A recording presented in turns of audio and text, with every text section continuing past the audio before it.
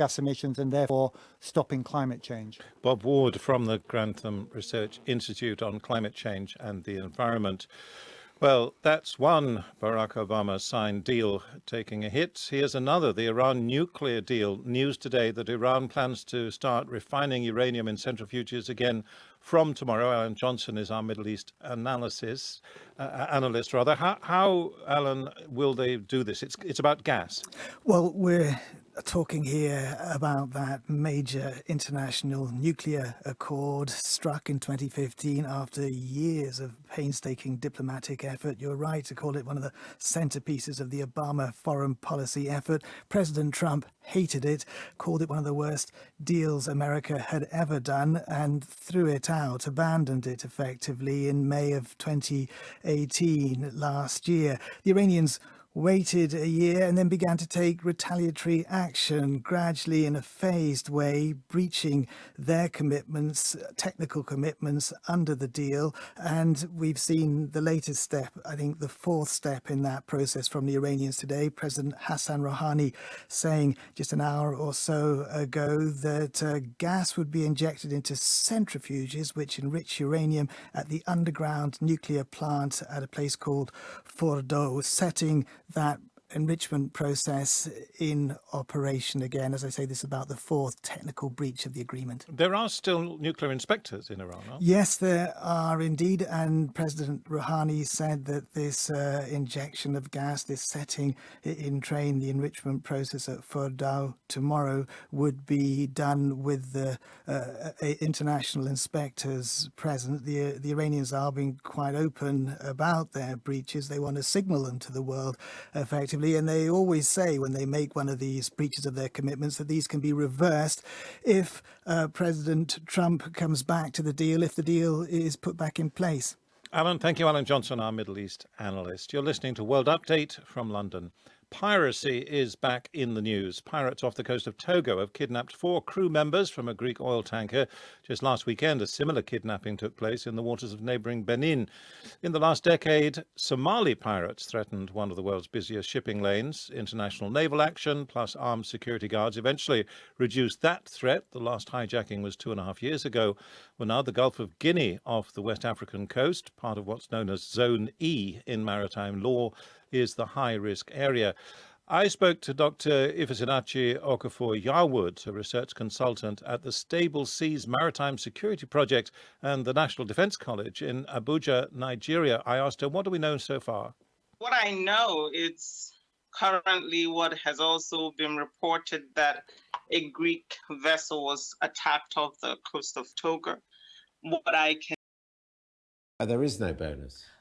My understanding is that that's not the case. All of that is taken care of in that figure, the 50 billion. Well, we still would be handing over this money, so we would be, but it's a bit like when you join a dining club or whatever. You might pay 20 quid a month for the privilege, but actually in the end you end up it's a bit like saving a pyramid money. Scheme, so you end saying if you pay this money across now, you might get this money back later. In the end, what you want is a strong economy. You know, we are talking about billions of pounds to the economy. That translates into jobs. That also translates into this money for public services, which is what we would spend the 50 But I mean, a billion majority of on. the British people decided that they wanted to leave, and one of the reasons why they decided they wanted to leave is because they would be getting money back to spend at home. Indeed, and that 350 million pounds on the side of the bus has been proven to be not the case. Well, there is some money coming back, isn't there? If we're net contributors and we stop being net contributors. There would be some money coming back, but at what cost? And the point is, actually, the overall health of the economy is one of the things that we want to talk about. But it's more than that. I mean, we are going to be focusing on also that issue of unfairness. We see in schools across this country, I'm an education spokesperson, they have been starved of cash at a time in a child's life where actually a year is a long time for some of these children. We shouldn't be waiting for years for this money to hit schools. We need that money now. When Boris Johnson talks about £14 billion for schools, that's misleading. They haven't seen any of that money now. They will be waiting years for it. What we are saying is that that dividend we would spend on schools now. And I think it's important that people realise there's a real choice in this election. It's not just about two versions of Brexit, whether you want Boris Johnson's Brexit, which has the potential still at the end of transition to go off the cliff edge of no deal. And we spent many weeks talking about how bad that would be for the economy. But with Labour, we don't know if they're a Remain or Leave party.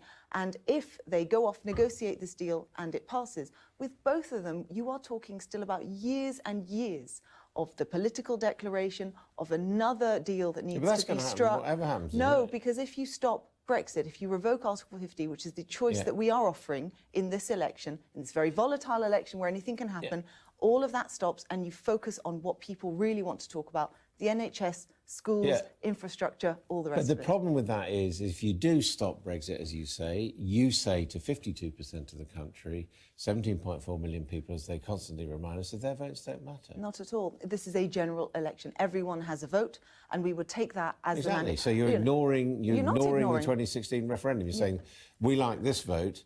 If you win, this is better. So never mind how you voted in 2016. Since that vote, this is the second general election. If there is ever a point to say that people can change their minds about who they govern, who they vote for, seats will change hands in this election. As you point out, I'm no longer an MP as of midnight, 1 minute past midnight tonight.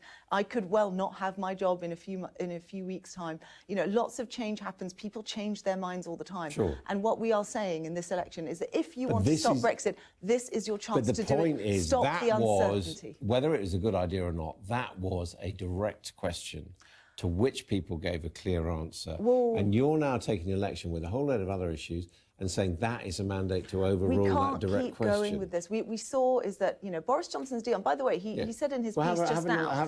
Be like Labour, have another referendum. Well, we tried, and it's interesting that Labour have now come to this policy because it was off the back of Labour votes that Boris Johnson's deal did pass through Parliament at the second reading. When he said Parliament stopped it, no, we didn't. We just said 3 days is not enough to scrutinise this really important bit of legislation. Had Boris Johnson really wanted this deal, then he would have kept going. Actually, I think what Boris Johnson wants is no deal.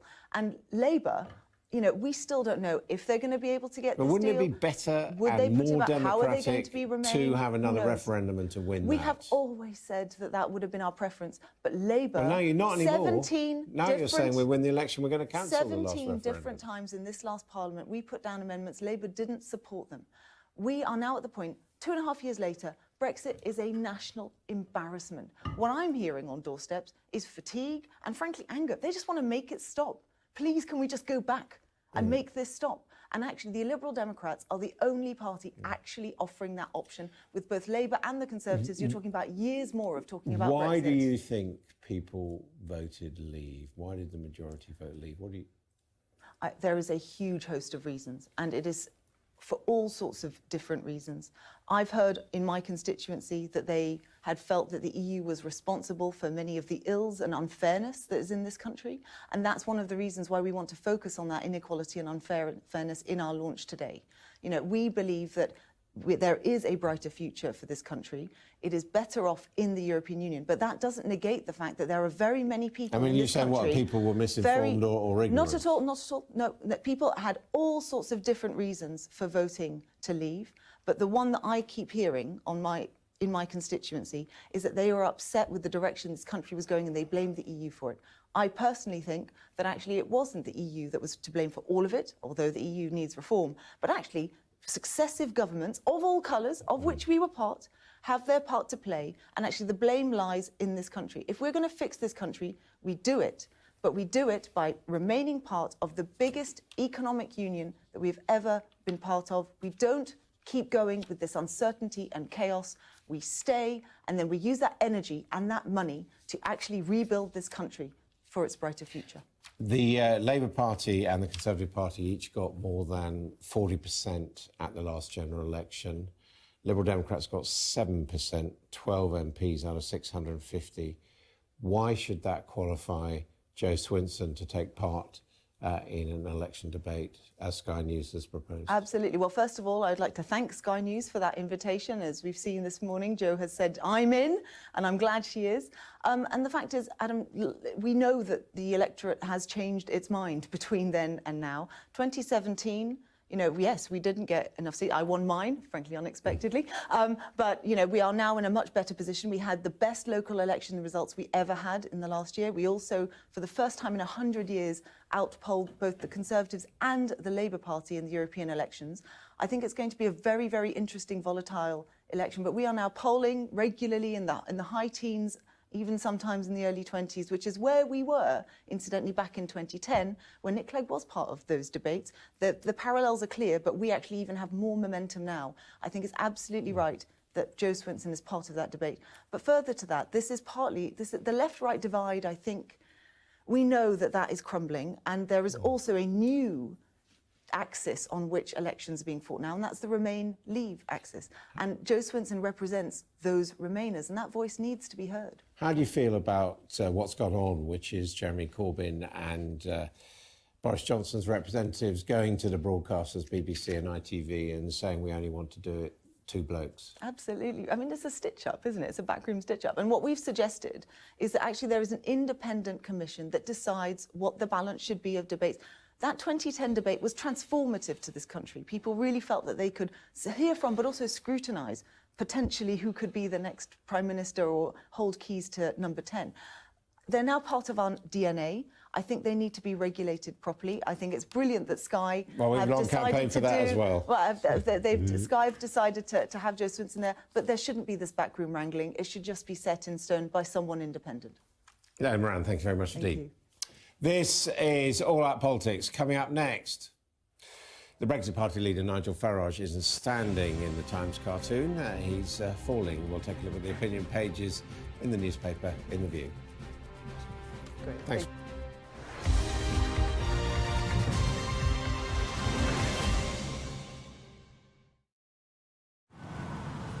These benches are powerful. A place for debate, heated discussion, questions, sometimes answers, talks of futures and what's important, where laws are laid down. There's back benches, front benches, in between benches. But the thing about these benches is that work done here affects our lives every day. So now, more than ever, it's important we choose carefully who sits on them. The Brexit election on Sky News.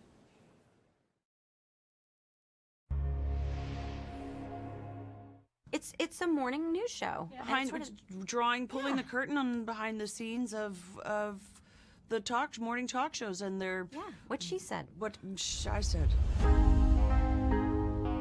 We are facing the biggest crisis in our history. My life just ended for no good reason. We're in the middle of an epic rebirth. Her sell-by date expired years ago. I want you to start grooming some new people. I don't fit the mold. What mold is that? Any mold, really? Getting on a treadmill at 3:30 in the morning. Yeah. I mean, really? Yeah. Do you do that? No. No.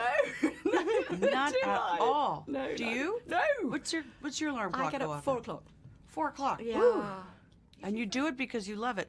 That's what part of my one of my many questions was why. What keeps you wanting to do this?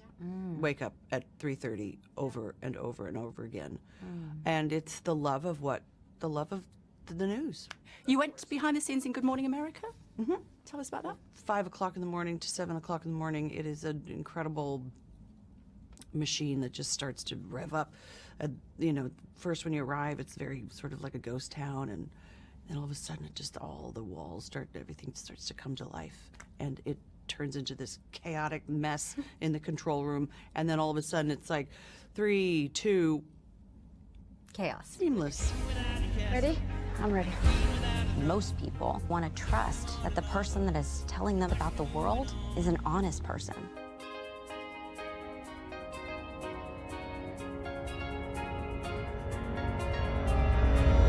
Like you. Yes.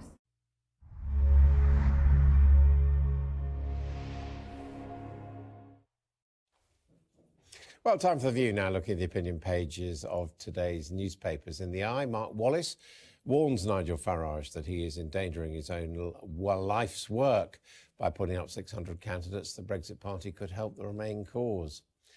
Mr Farage is literally not standing in Morland's cartoon in the Times. It's the 5th of November, of course, and the Brexit Party leader is about to launch his election spoiler, a massive rocket there in Blower's cartoon in the Telegraph.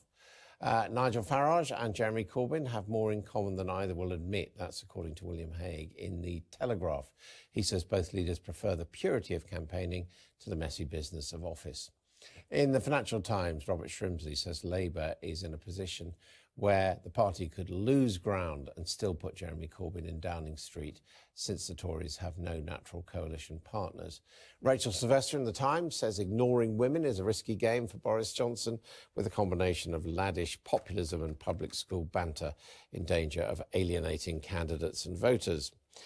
In The Guardian, Polly Toynbee says the country is divided and we need another hung parliament, along with a new speaker brave enough to encourage a convention on voting for reform. Sir Lindsay Hoyle couldn't be further from removed from his predecessor, John Bercow.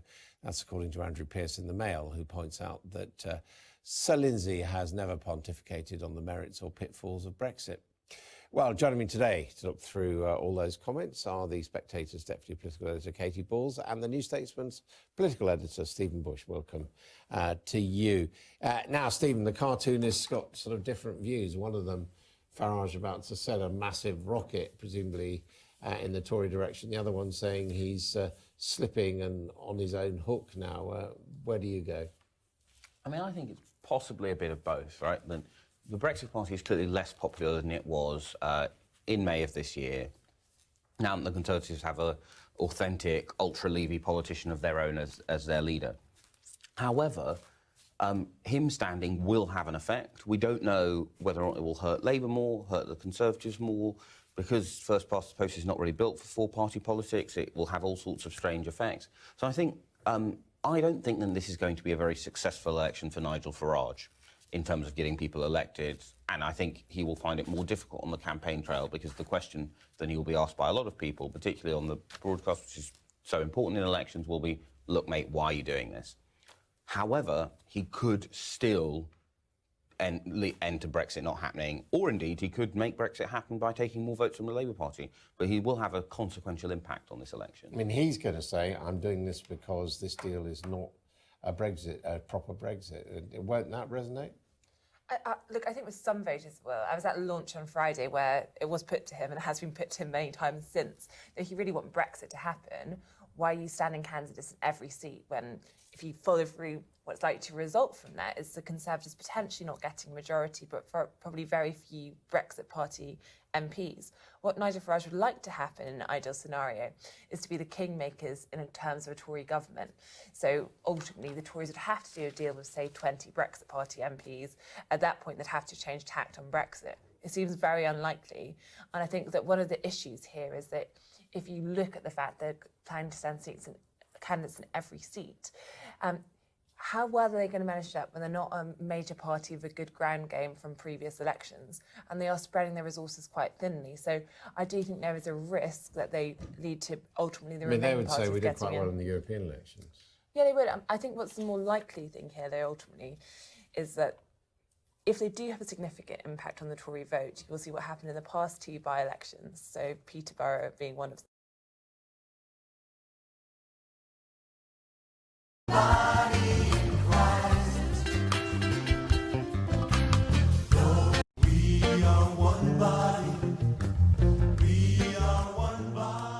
The Power Word International presents Oneness in Prayer.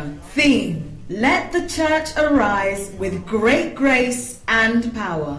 Hosts: Reverend Michael Asiama and Minister Isabella Elom Asiama. Until we, the churches in the UK, begin to stand in one accord to receive the power or the fire for revival, we might just be joking.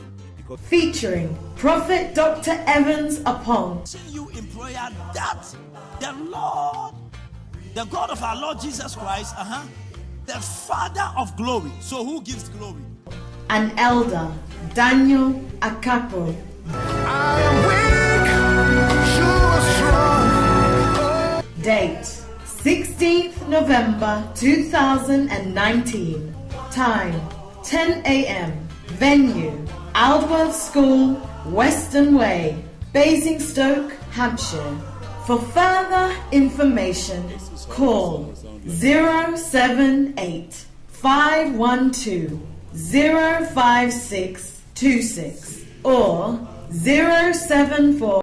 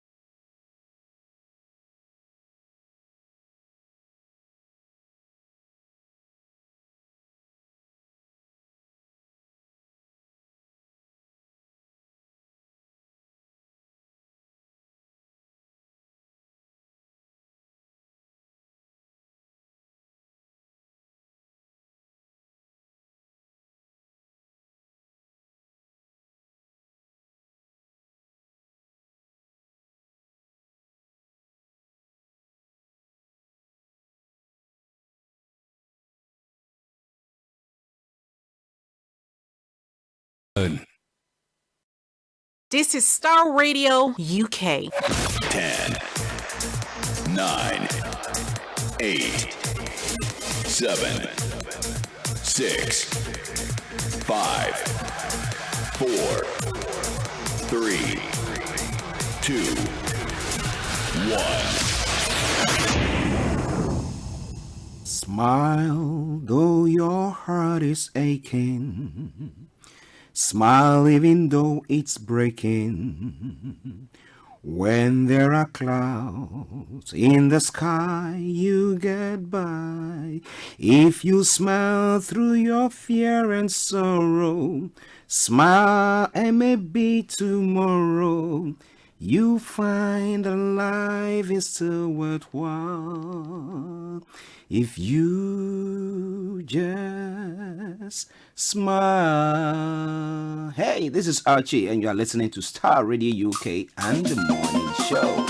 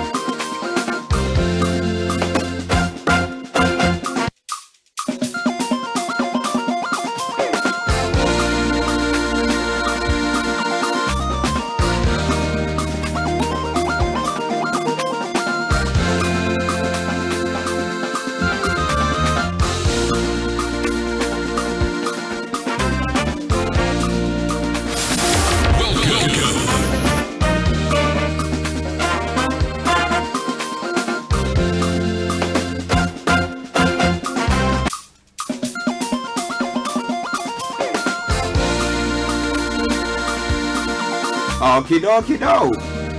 Let me say good morning, good afternoon, good evening, good dawn to you wherever you might be on planet Earth. And those of you on other planets as well, I salute you all and I welcome you to the greatest program in the whole wide world, the Starr Radio UK Morning Show. Today is the 5th of November 2019. The time now is 10:38. Of course, I am.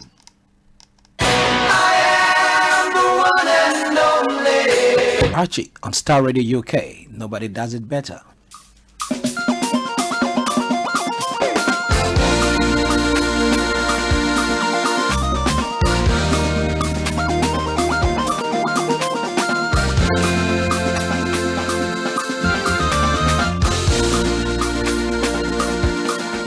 So let me take this opportunity to say good morning, good afternoon, good evening, good dawn to you wherever you might be on planet Earth, as I say all the time. And let me say good morning to my colleague and co-presenter, Mr. Frank David, to Mr. OLAYOMI KOIKI. Yes, that is the team for this morning. We'll be bringing you the morning show.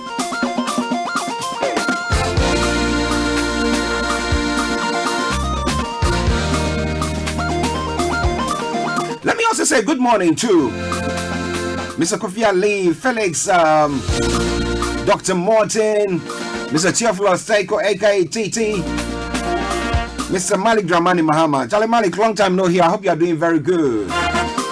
It is Starr Radio UK, your favorite African and Caribbean radio station in London. And let me take this opportunity to also say good morning to Gina Latte and the crew, our students at Middlesex University. We salute you this morning. We hope you are all doing good. To Auntie Mary, Mrs. Mary Bruce, and Apostle Henry Bruce. Massive good morning to you all of Bible and Family Ministries. We salute you. Reverend Dr. Francis Okonunu, my bishop, long time no see. I hope you are doing very well. Good morning, sir.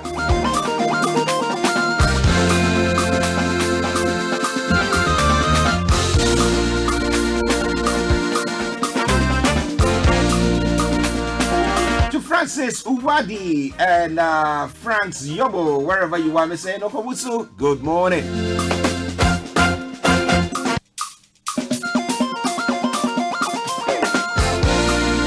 Paranza Kujo, massive good morning to you. And to the man of God himself, Reverend Emmanuel Chidi, massive good morning to you all.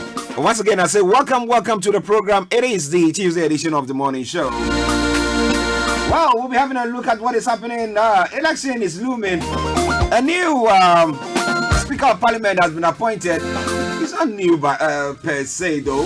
He's one of the, should I say, it was the former Deputy Speaker. So we'll be having a look at him. Can he actually fit into the shoes of Mr. Baker?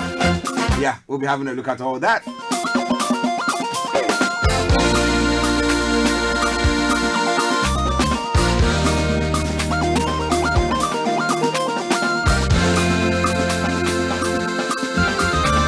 let me say a special good morning to Vida Abedi, my niece.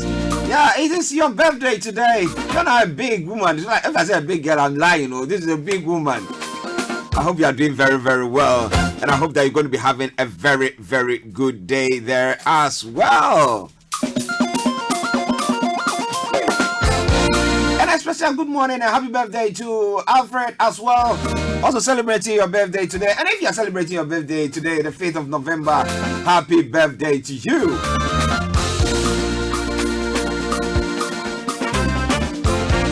Okay, so by way of program outline, like you know, we'll bring you the quote for the day, the weather forecast, and the travel updates. We'll bring you some lovely music. Then at 11 o'clock, we have Mr. OLAYOMI KOIKI, who will be joining us to bring us updates from Nigeria. We then move on to all the news that is making the rounds here in the UK. As well as at 12 o'clock, we'll be opening the lines for you to add your voice to the conversation. So you know what? Don't go away. Don't touch the dial. Stay glued to your sets. But you know, do me a massive favor. Tell a friend to tell a friend to tell a friend that Starr Radio UK is on. Happy morning show to you. Going to be serving you breakfast cum brunch.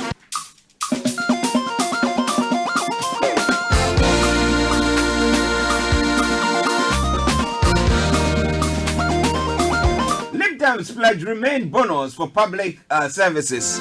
I don't know how that is going to be. Everybody is pledging. Me, I'm also going to be pledging pretty soon. Aha.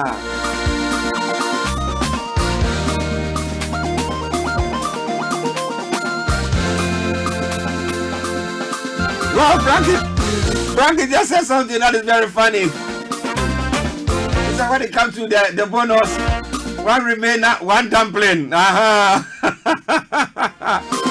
I think it's copying an Ekufuado. Okay. And I will be having a look at some other global news. I will be reviewing them. If it's making the rounds, I promise you will be having a look at it. Massive good morning and welcome to the program once again.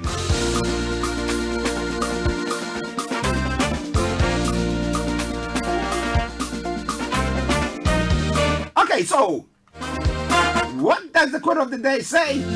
It says faith can see possibilities that no one else can. With faith, anything is possible. I bet you Kofi Ali will be coming to say something else. Yeah, well, faith. If you're a religious person, you have a different perspective of faith. If you are just maybe you don't believe in anything, you still have a bit of faith. If not, when you're going to be sitting on the chair, you will check before you sit on it, right? Yeah, but you have faith that the chair, whether the legs are whatever, they can still hold you up. Well, so that's my way of the quote for the day. Faith can see possibilities that no one else can. With faith, anything is possible. It is Starr Radio UK, and it is the morning show, Tuesday edition. Now let's move on quickly to the weather front. For London and the southeast of England, what's happening?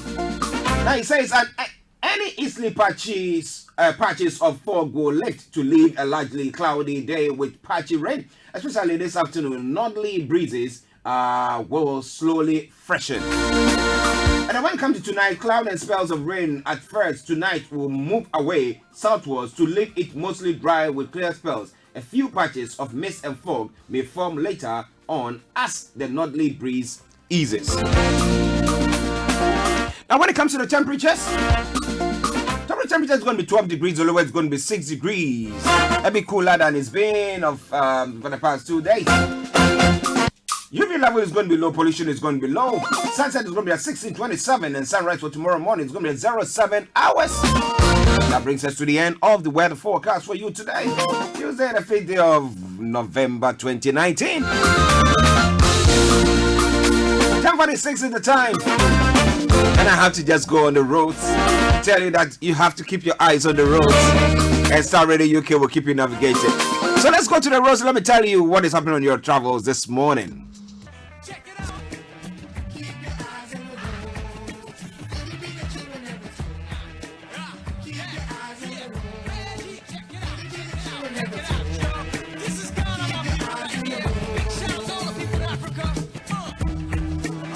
Okay, so keep your eyes on the roads, keep your eyes on the roads. I'll keep you navigated. I promise I'll on the Starr Radio UK travel update that comes your way every weekday from 10:45.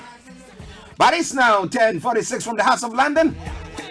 So, on the underground this morning, Bakerloo Central Circle, District, Hammersmith and City, Jubilee Metropolitan, Northern, Piccadilly, Victoria, Waterloo and City lines are all in good service. The London Overground, TFL Rail, DLR, London Tramway in good service there as well. You know what? You can share with us what is happening on your travels wherever you are, or whichever part of the world you find yourself in today. If you are in India where the smog is such that nobody can drive around the way they really want and you cannot see clearly, you want to share with us for free, feel free to do so. Now when it comes to the river bus in London, RB1, RB1X, RB2, RB4, RB5, RB6 will literally are in good service there as well. But keep your eyes on the roads, keep your eyes on the roads, I will keep you navigated, I promise, our bond.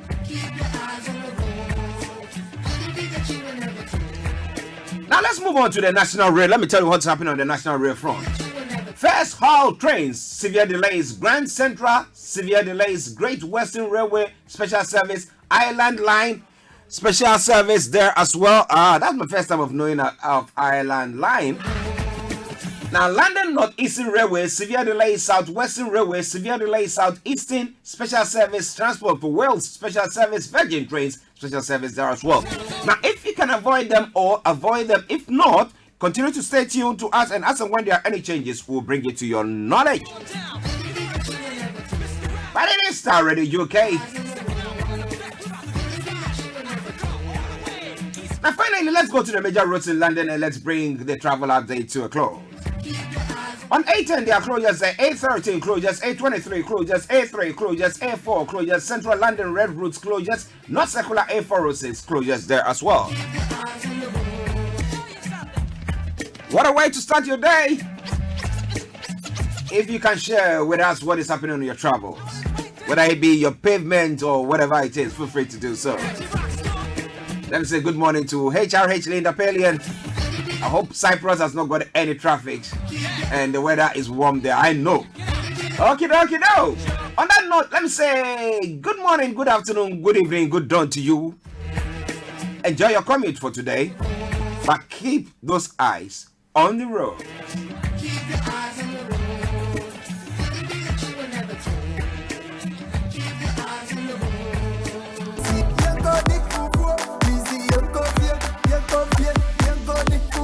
Hello, good people. I'm back again, and this time it's about Mama's Choice Fufu Mix. It comes in 2 flavors and it contains essential minerals and vitamins. It's gluten-free. You can grab one from the nearest Afro-Caribbean shop or the corner shop next to you. Insist it's Mama's Choice. It's certified by both the US and the UK Food Standard Boards. Grab one for yourself today. Mama's Choice. Baby Sa Charlie.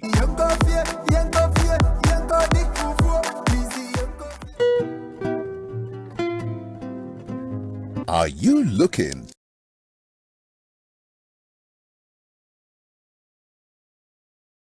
(709-02047). You can visit thepowerwordint.co.uk or email oneness-in-prayer@gmail.com. Remember, the fervent prayer of the righteous availeth much. We are one body. We are one body in Christ. Lord, we are one body. We are one body. The Power Word International presents Oneness in Prayer. Theme: Let the Church Arise with Great Grace and Power. Hosts: Reverend Michael Asiama and Minister Isabella Elom Asiama. Until we, the churches in the UK, begin to stand in one accord to receive the power or the fire for revival, we might just be joking. Featuring Prophet Dr. Evans Upon. You in prayer that the Lord, the God of our Lord Jesus Christ, the Father of glory. So who gives glory? An elder, Daniel Akapo. I am weak, you are strong. Date: 16th November 2019. Time: 10 a.m. Venue: Aldworth School, Western Way, Basingstoke, Hampshire. For further information, call 078 512 05626 or 074 709 02047. You can visit thepowerwordint.co.uk or email oneness-in-prayer@gmail.com. Remember, the fervent prayer of the righteous availeth much. We are one body. We are one body in Christ. Lord, we are one body. The Power Word International presents Our show is your best source into the property industry. Welcome back to the program. It is Starr Radio UK, and let me acknowledge a couple of people, and then we go on. Before I bring you my first carefully selected choice of song, let me say good morning to Christiana Hansen Pencil. Christiana, I hope you are doing very well. To Mr. Kwekutufu, wherever you are, Kwekutufu, good morning to you. Thank you very much for joining us as well. Just stay tuned. Don't turn the dial. I'll bring you my first carefully selected choice of song, and this is from no other person but Koda. And it says, Hosanna. Enjoy this, and I'll be with you. Stay tuned.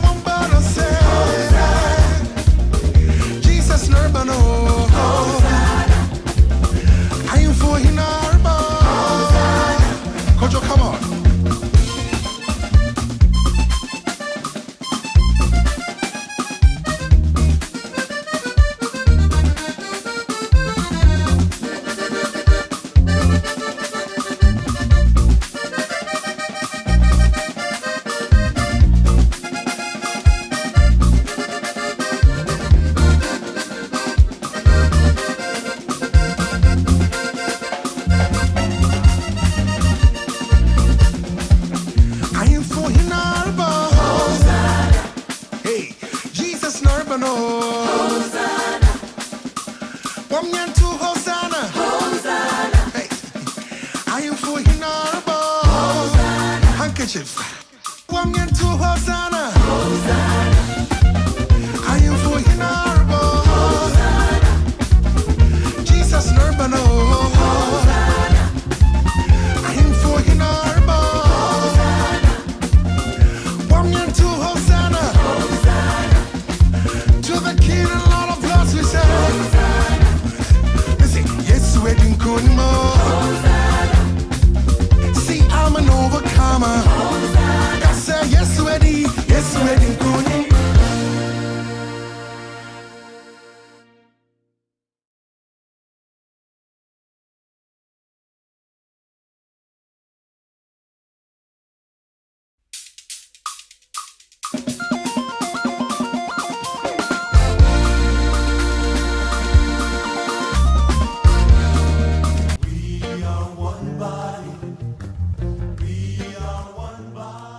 The Power Word International presents Oneness in Prayer. Theme: Let the Church Arise with Great Grace and Power. Hosts: Reverend Michael Asiama and Minister Isabella Elom Asiama. Until we, the churches in the UK, begin to stand in one accord to receive the power or the fire for revival, we might just be joking. Featuring Prophet Dr. Evans Apong. You in prayer that the Lord, the God of our Lord Jesus Christ, the Father of glory. So who gives glory? And Elder Daniel Akapo.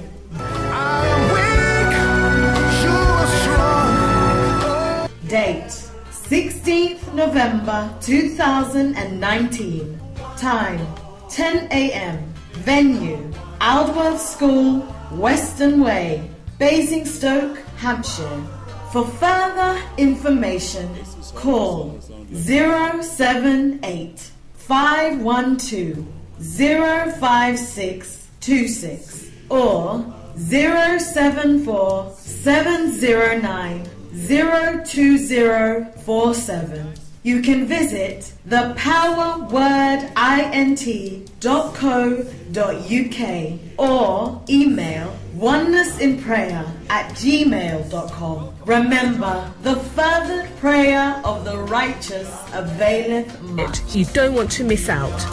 Platinum sponsor Gold Key.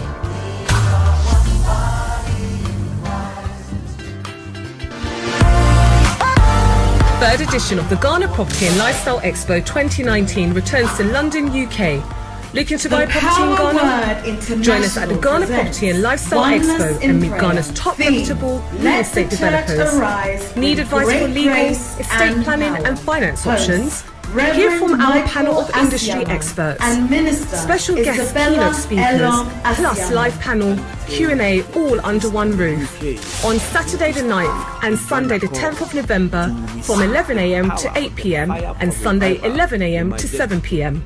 This two-day event is taking place at the Pastana Chelsea Bridge Hotel, 354 Queenstown Road, London, SW8 4PP. Look out for fantastic offers and discounts. Dream it, live it. You don't want to miss out. Platinum sponsor Gold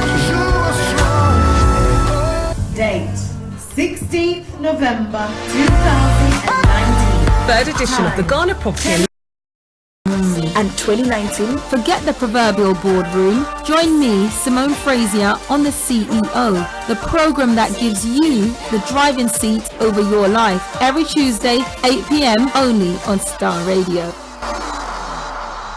Welcome back to the program, Starr Radio UK, your favorite African and Caribbean radio station in London. It's now 2 minutes past 11, and whilst we wait for Mr. OLAYOMI KOIKI to join us, we hope that you are enjoying the program wherever you might be. KOIKI Removal Services are sponsors of this segment of the program, where we bring you updates from Nigeria, and it's a relax and let our professional movers take care of your move. Some of the news that is posted, it says, rather than the Deep Offshore Act, I would have loved it if President Buhari had signed a petroleum moratorium bill into law yesterday. And then a lot more. That is from Ayo Akinfe. Let me say good morning to Ed Carl, wherever you are. Ed Carl, hope you are doing very, very well. Okay, now this morning I was just monitoring some of the stories making the rounds, and some story came in that in the Gulf of Guinea, or at the Gulf of, I think it's in the Gulf of Guinea, where it is the coastal line of West Africa area. They started pirating, and stories coming through say that a ship has been hijacked, or yes, by some pirates from, is it Togo? And it's quite worrying. It's quite worrying. But we'll be having a look at all that is going on in that part of the world in a jiffy. But like you know, at this time we have the one and only OLAYOMI KOIKI, who has just joined us, and I will go to him, say good morning to him, and say good morning to Frank before we continue. OLAYOMI KOIKI, good morning. A very good morning to you, Mr. ARCHIE, and a very good morning, Frank, and the listeners from around the world that have joined us this morning. We'd like to say thank you for being part of this show, and continue to stay with Starr Radio UK. I go back to you to the studio. Okay, so that is Mr. OLAYOMI KOIKI for you. Now let's go to Frank. Frank, good morning. Actually, like those who have been hijacked, Starr Radio has hijacked us over here. So we say good morning to someone say Alessandra. Alessandra, okay. Wherever Sandra is. Wherever Sandra is. We say yes. good morning to them. We say good morning to our listeners, our viewers, wherever they might be. And we thank them from their continued support for the leading African and Caribbean radio station in the UK, Starr Radio UK. All right, so that is for your information. Tell a friend to tell a friend about Starr Radio UK, because we bring you the best in everything. News, views, interviews, what have you. What can a man ask for? A bit of music? We got it. Okay, now let me go to Mr. OLAYOMI KOIKI. Yummy, how has your morning been? Well, as usual, a very the most important thing is when you wake up and you have that fresh breath, you know that we still hope, regardless of whatever the situation that is happening around the world. But we stay a very, it's been a very good morning so far. But there's so much that is happening from around the globe, and we just have to continue to bring the stories of what is happening within our community and outside our community to those that are busy in whatever schedule that they are doing, so that they can follow up to date information. So I would say it is a very pleasant morning right here in the United Kingdom, and from Edmonton, where I'm reporting from this morning. Okay, so from Edmonton, Mr. OLAYOMI KOIKI. So what is happening in Nigeria? What do you have for us today? Well, there's quite a lot that's happening. The president signed another bill right here in London. We'll be giving a little bit more details on that. But I can also confirm from some of the updates that we have federal government to open the Lagos-Ibadan road diversion on the 15th of December. And I've ordered the relocation of trucks to Ogere, Lagos-Ibadan Expressway, just to give an example. Is like those that wants to join the M25. And if you know, the M25 connects you to almost every part of the country, depending on where you are traveling to. But it has been a road that has been in construction for some time now. But it seems it might be open maybe just in time before Christmas as well. We'll still touch on the border closure. Nigeria gets tough with ECOWAS bans repackaged imported goods. It seems that is not dying down at the moment. So the border closure, Nigeria gets tough with ECOWAS. And now maybe Kofi Ali might be listening and tell us maybe from his own view. Because what has been happening is for the ECOWAS treaty, from my understanding, is most of the goods has to have a certain percentage to be produced in African country. But what we've seen is some of these goods get imported into Benin Republic that is not up to Lagos State, but yet gets all the goods sent out to different part of the African country, but more specifically to Nigeria. And it seems the federal government of Nigeria is not having it anymore. So that is still a very ongoing situation at the moment. Also, cop shoot laundryman for snatching colleague's lover. That is also a very sad one there. A policeman have shot a laundryman. OLAYOMI.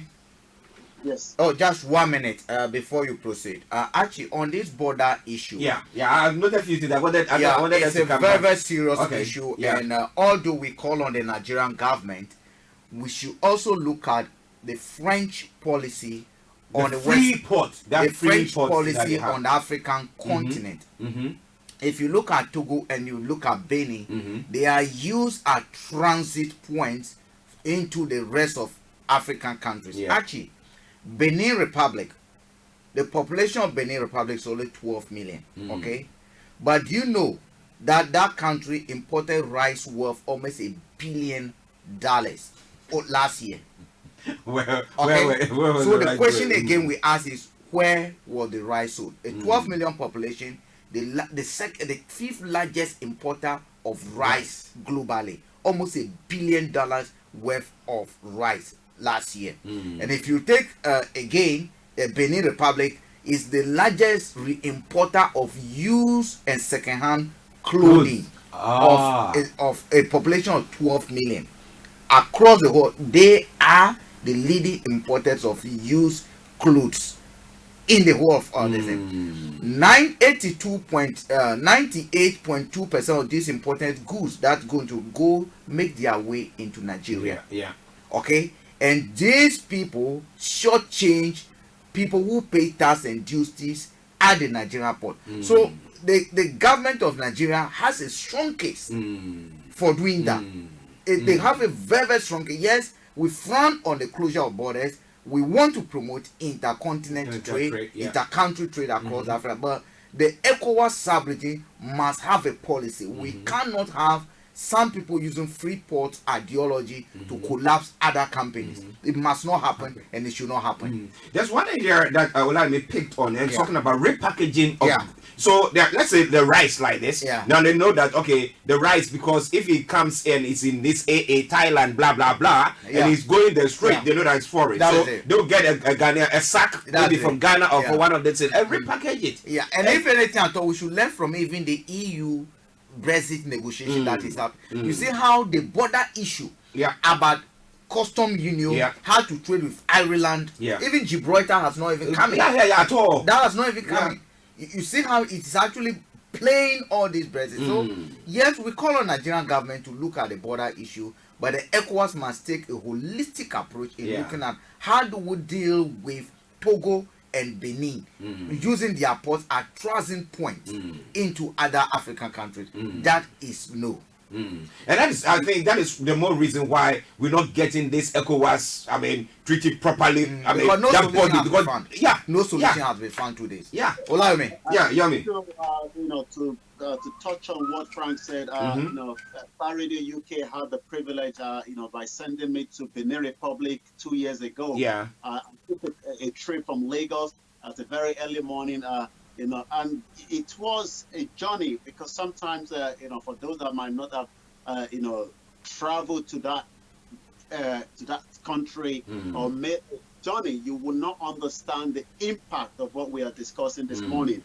2 years ago, we boarded a vehicle from Lagos, Mushin local government, straight into Songo, ARCHIE, and then all of a sudden we drove straight into the Benin Republic. First, is a very porous border, not as something sophisticated. So that means anyone can easily, and I say easily, walk in and walk out by giving a little bit of bribe to, to those that are mandating that border. And we got in, and the first thing that, blew my head away when we got into Benin was the amount of used cars that I was able to see. I'm talking about massive and massive used cars. And the question is, half of those used cars are sold in Nigeria, and as again, customs duty are not paid properly. And that means a country like, we say, and we've got also to have to say that there's also a smuggling of petroleum PMS from Nigeria into Benin Republic. I can tell you that I hardly didn't see one petrol station. At every road junction, there were just a bottle of kegs or jerry cans of PMS being sold out, to vehicles. They don't have any kind of petrol station as far as I'm concerned when I got there. Again, that means as smuggling was coming out of Nigeria, smuggling was coming outside Benin Republic as well. And just to go further into that story, the federal government has listed 5 conditions for reopening of the country land border for goods importation for neighboring countries. As one of the conditions, the federal government said Nigeria will not accept imported goods that were repackaged by neighboring countries and brought to Nigeria. It says a condition which will be presented to Benin and Niger Republic in 2 weeks must be met before Nigerian land borders will be reopened. The Minister of Foreign Affairs, Geoffrey, disclosed this during the meeting of Inter-Ministry Committee on the temporary partial closure of the land border in Abuja yesterday. He insisted that the neighboring countries must respect, just like we've been discussing, the economic community of West African state ECOWAS rules of origin if they must bring goods into the country. The precondition for the goods and human coming into the country, however, apply to all ECOWAS states. Oyema said that the goods imported from the Nigerian market must be escorted directly from the port of member state to the nation land border. And I can say, yes, France has a very big impact in terms of the importation of those cars that I saw in Benin Republic. I'll go back again to you in the studio. Oh. Now, you look at Niger, that is using the ports of Nigeria. So it's impacting them, I mean, negatively, big time. But again, you are looking at if their goods come through Nigeria, Nigeria makes money from there as well. So are they trying to create maybe a special order for them so that those goods will be able to be transmitted to that place? The way it works, when goods are imported through your ports, there are service charges that apply.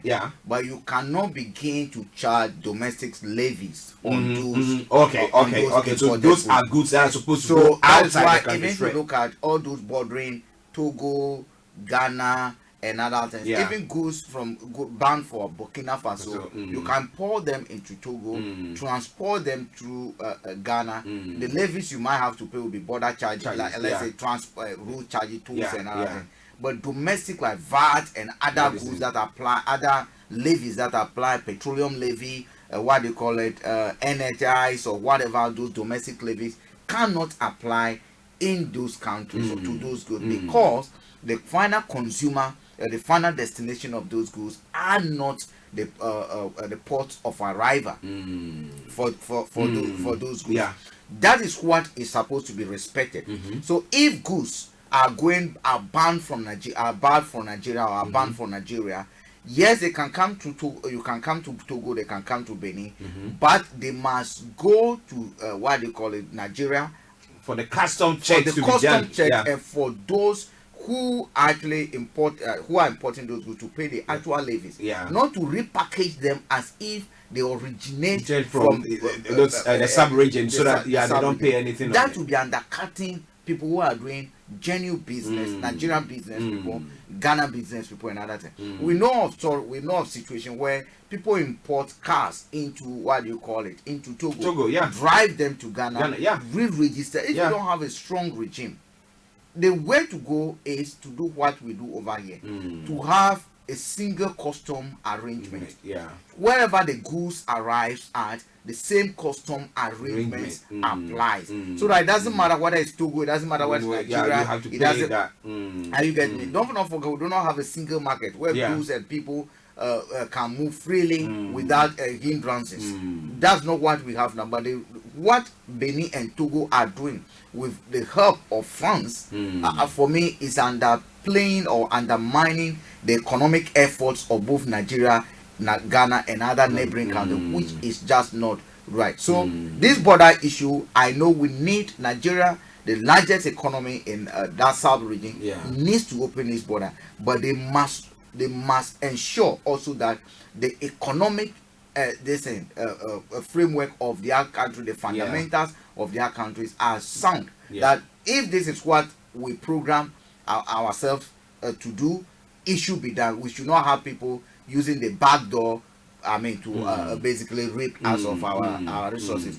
That should not be accepted. But let me ask something. Let me ask something. Now, there are some of the goods that will say, okay, they are bound for Niger, so they come through the Nigerian port. So let's say a rice, rice. Okay, so it's bound for Niger. It's not supposed to be opened or sold in the Nigerian. But when those those vehicles or those trucks or those containers leave the ports of what do you call it? Monitoring. So you're talking monitoring. There's no monitoring. So midway, the person can just stick the thing there and then they start selling it. And that's what they do.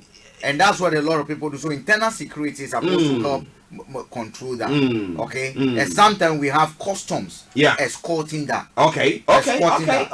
Unfortunately, we've not implemented advanced policies like GPS tracking system to be able to determine when it can move from where it's point A up to where it exits. Because if we can do that using telemetric data, custom officers need not to drive after those cars.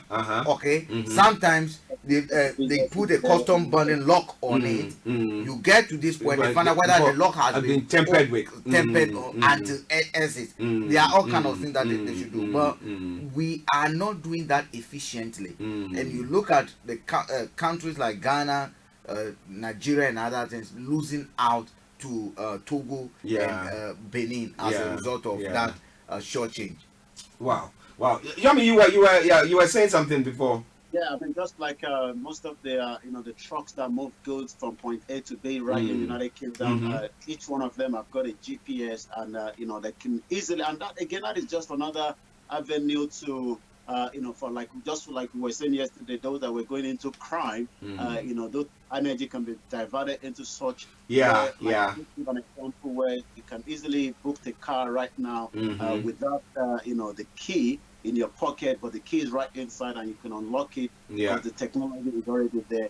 And we just have to make use of this technology, and that will also create enabling environment and jobs opportunity, not just for Nigerians, but Africans as a whole. And we'll go back onto the continuation of the update, if that's okay. Yes, just let me just acknowledge a couple of people and then we go on. Let me say welcome and good morning to Edwin Kumi, Debbie D, and Reverend Nana Yao Bafo Bonnie, wherever you are. Reverend, we salute you. Okay, so yes, OLAYOMI KOIKI, this is a segment of the program where we bring you updates from Nigeria, and we have Mr. OLAYOMI KOIKI, and it's sponsored by the KOIKI Removal Services. They say what? Removal Services made simpler than you think. Over to you, OLAYOMI. Debt servicing got $1.9 billion in 9 months. CBN, the Nigerians spent $1 billion on debt servicing between January and September this year. A new report by the Central Bank of Nigeria has indicated the international payment debt data by the CBN show that debt servicing got a total of $1.28 billion in 9 months of 2018. Also, a very good news if that comes to play, even though we know Dangote refinery, if it all goes as planned, should be ready by 2021. But the NNPC to build 2 new refineries. The Nigerian National Petroleum Corporation has said it is in the process of establishing 2 new 200,000 barrels per day condensate refinery to boost in-country refined capacity. Unlike the conventional refinery, condensate refinery primarily refined condensate, not crude oil. They often produce one product, mostly premium motor spirit, which is popularly known as petrol. As we know, that is the most important usage of, even in Nigeria, a lot of people prefer not to use a diesel vehicle because I'm told the engineers there are not as very good as it is right here in Europe, where someone would prefer to use a diesel vehicle than the petrol. So that means apart from the better pass your neighbor that we use to fuel these, most Nigerians rely solely on the PMS. Ship owners want 12.5% tariff on new vessels suspended. Ship owners have called for the suspension of duty on new vessels acquired by Nigerians. The president, Nigerian Ship Owners Association, Aminu Umar, stated this in an interview with journalists in Lagos. He regretted that the situation had contributed to reluctance of ship owners to register their vessels as ship registered established. Again, just like we've been discussing, I remember Captain John telling us most aircraft come into Nigeria and they're going back empty to upload, to load either from Ghana or other African countries. So we have not got to the stage where we are producing enough to get out, what are some of our products back into other economic countries as well. And that also goes, with the vessels that dock into the country and they go back empty. Buhari blames politicians, oil firms for taxes lost. President Muhammad Buhari has blamed politicians and the oil companies for conspiring to deny Nigerian commensurate revenue from oil production sales, particularly taxes over the years. He said this on Monday after signing the amended Deep Offshore Act in London. The president stated he noted that for many years taxes were being kept. The president signed that yesterday in London, but a lot of commentators have also been asking why that has been signed here in London and not been signed by the vice president. But what I'm told, that the president has a grace of 21 days, after which he can then hand over power to his vice president. Well, that is the politics back in Nigeria. I'll take one more, go back to you in the studio, and we continue with the conversation. This is Star Radio UK. 38 million Nigerians get their national identification numbers. 38 million Nigerians have so far enrolled for the national identification number. The National Identity Management Commission, which we had the opportunity to interview, I think about 3 months ago, right here in London on the radio. The Director General of the NIM, Aliyu Aziz, disclosed this on Monday at the pre-bid conference for prospective data collection service provider on digital identity ecosystem project. Again, I remember a colleague and one of our listeners, Davidson in US, have said so many times, if we don't have that data collation, we're going nowhere, and there's no way we can even monitor those trucks that we are discussing. Data is very, very important until we know how many of us are in Nigeria, how many of us in each local government. As the election is coming, right here in United Kingdom, all the local government, borough, and the party knows where to target when they are taking their campaign to door, because they have those data. You can order a pizza and it gets delivered to you because they have that data right in their hands. How come we've not been able to create a data, not just for Nigerians, but Africa as a whole, so we can eliminate terrorism, kidnapping, and so many issues that we are facing in the 21st century when those technologies there to dissolve some of this problem. I'll go back now to you in the studio. This is Star Radio UK. Wow, listen to Star Radio UK. Now, we'll touch on 2 stories before we let you go. Now, first of all, the president is in the UK and he is signing agreements here and there. Now, we know that when the president leaves the country, the vice president takes his position. Yeah. And he's here on a private visit.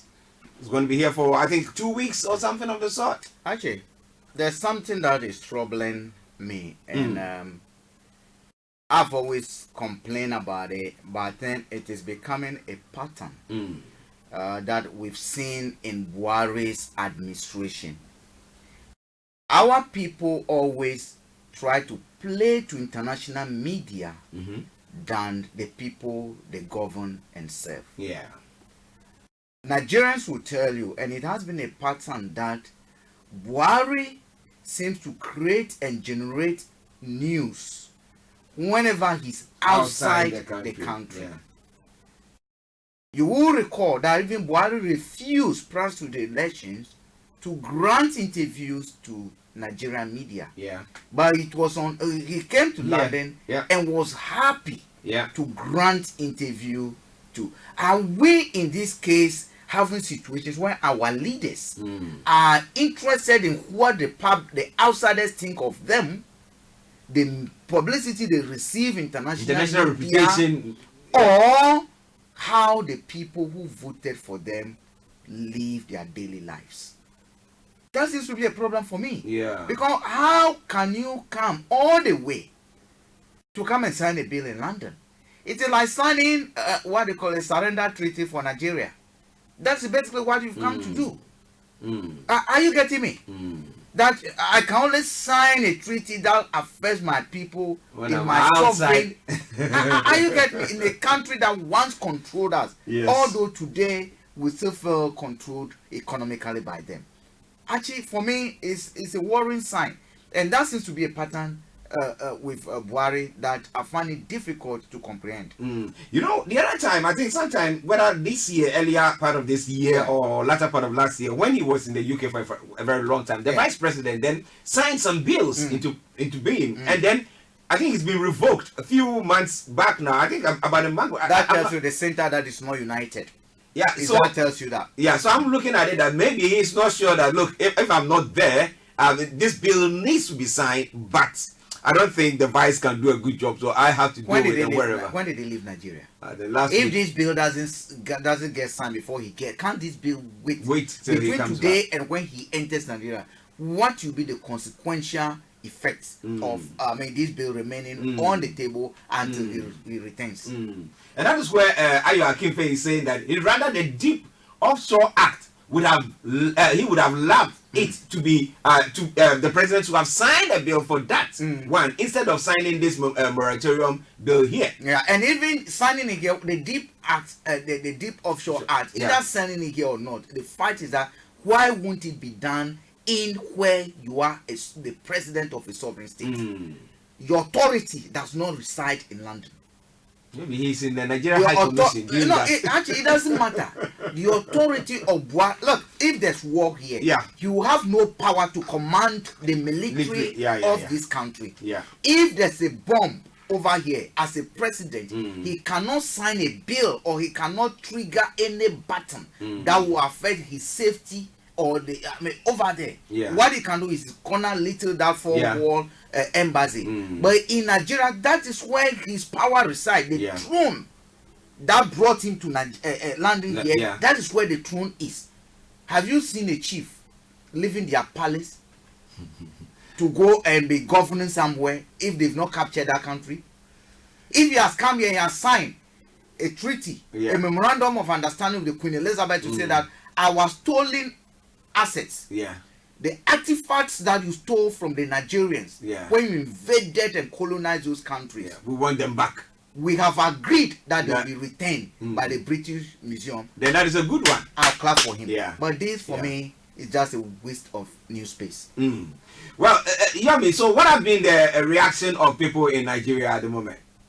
I mean, following, as you know, when, like Frank said, when, the president, comes out and say things, there's always different opinion and different views. And some of the views that we've been following is, why in the first place, someone took that bill when they're saving costs, traveled all the way to London, and the president was signing it.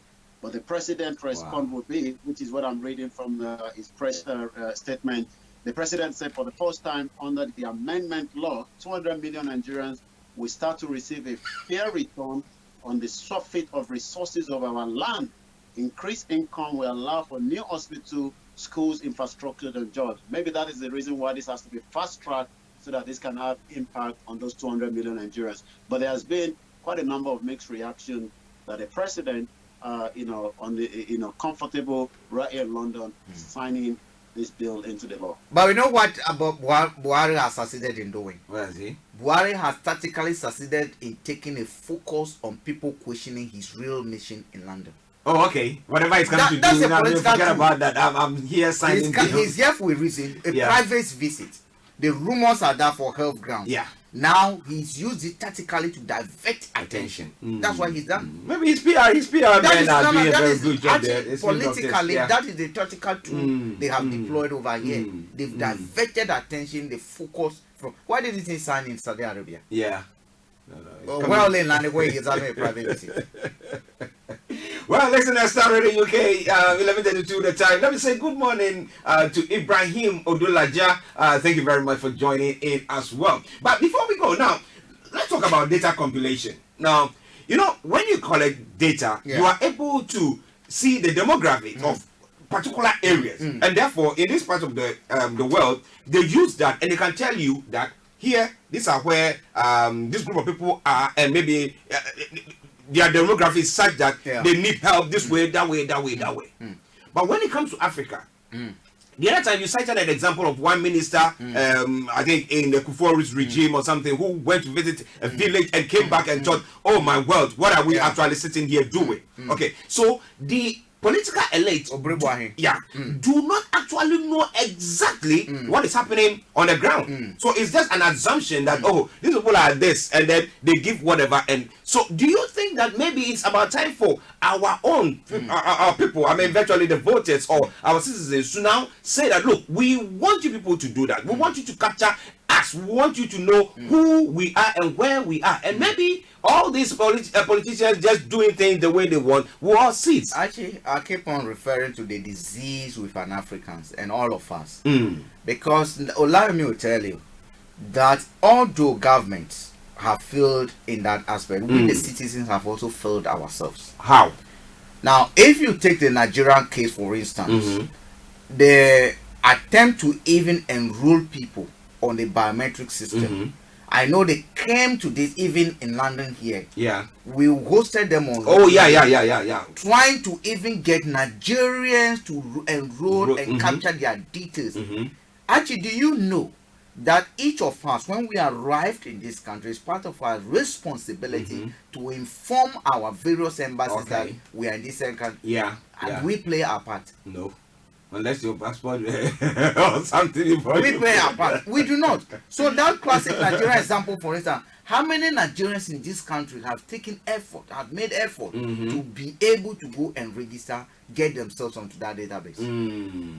Okay, I get you. Yeah, I understand the negative aspect of what people talk about data mining and other things, like we see in Ghana, where the EC, for instance, sold the data to the data to private individuals. We know telecoms, for instance, in Ghana are now selling data to political parties to be used to form WhatsApp groups, and they've started workers, nurses, young people who have employed.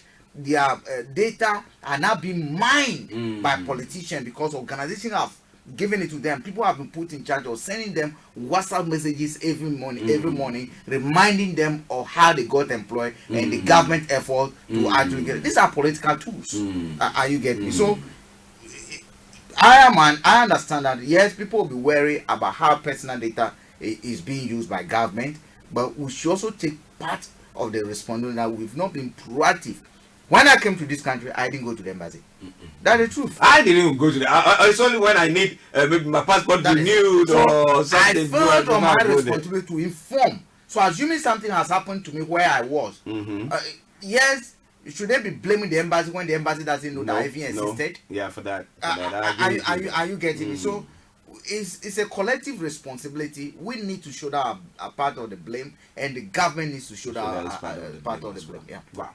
Okay, Yomi, before yes, Yomi, over to you. And just for person that while you were going through that conversation, I was quickly opening, data collection, and I could tell you that there is an ongoing event in Lisbon, in Portugal, and if a lot of us remember Edward Snowden, the whistleblower. Edward Snowden said yesterday, it is data collection we should be worried about, not data protection. Where tech companies and legislators should be more concerned about how data is collected rather than how it is protected, argues American whistleblower Edward Snowden. He was speaking by video call last night to a crowd of thousands at a web summit in Lisbon, Portugal. Snowden says EU General Data Protection Regulation, which came into effect in May last year, while a good first effort doesn't go far enough to prevent government and big tech companies from using data to exploit ordinary citizens, just like Frank was saying there. I think the mistake it makes, it's actually in the main, the General Data Protection Regulation misplaced the problem. The problem isn't the data protection, the problem is data collection. And I'll go back again to you in the studio. Wow. You know that, just to chip in, you know that Facebook is worth more than Anglo Gold? Yeah. Okay. So Olayomi was with me 2 weeks ago when we were at Parliament. And there's this Zimbabwean expert who actually works with this Google and other things. And what he said, look, whatever we're thinking about economic planning and other things, the world has moved to a stage where whatever we do or whatever we are doing, data is more precious than gold and oil. Okay? Data has now become more precious than gold and oil. Actually, Facebook is worth more than Anglo Gold, isn't it? Yeah. More than Nigerian Petroleum, isn't it? They are worth billions. What do they mine? They don't mine nothing. They just data. Yes, data. And they mine our data. They mine our data. Data per person to Facebook in the US on average is worth $70 per person. Per person. Africa is worth an average of $2. In the UK, it's worth an average of $30. That is how each of us, our data, that they be able to mine, that is what it's worth to them. Good mind. I think we need to now go and get these hackers to now do something for us. It's not about hacking, it's about even if you have, what do you use it for? Yeah. Who do you sell it to? Who do you use it for? Our departments. Look, you take our Nigeria. Let's take Nigeria. University of Nigeria or whatever they call Lagos. What they all have. They have planning department. Yeah. Ghana, we have University of Ghana. Yeah. We have remote sensing department that even collect data using spatial. What do you call it?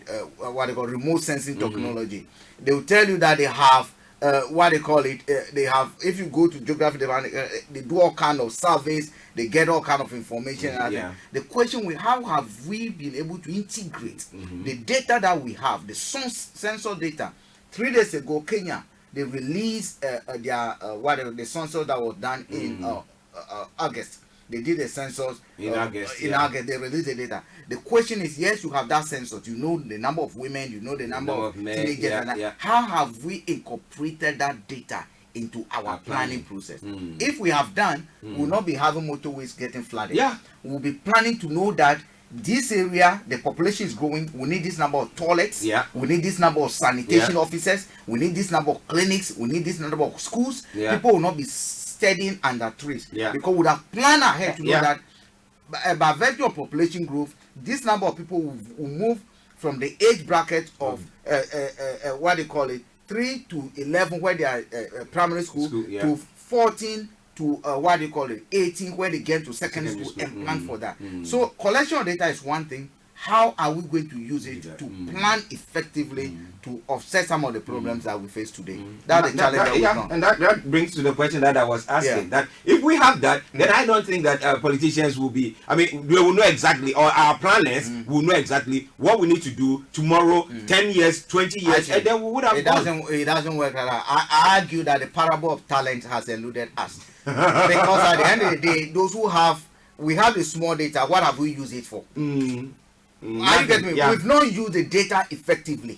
So what is the guarantee that when we collect? I'm not saying data collection is not good. Yeah. We should continue to collect it. We should mind it to benefit. But I'm saying, I argue that what we have already collected, what have our leaders used it for? How have they used it to help in planning?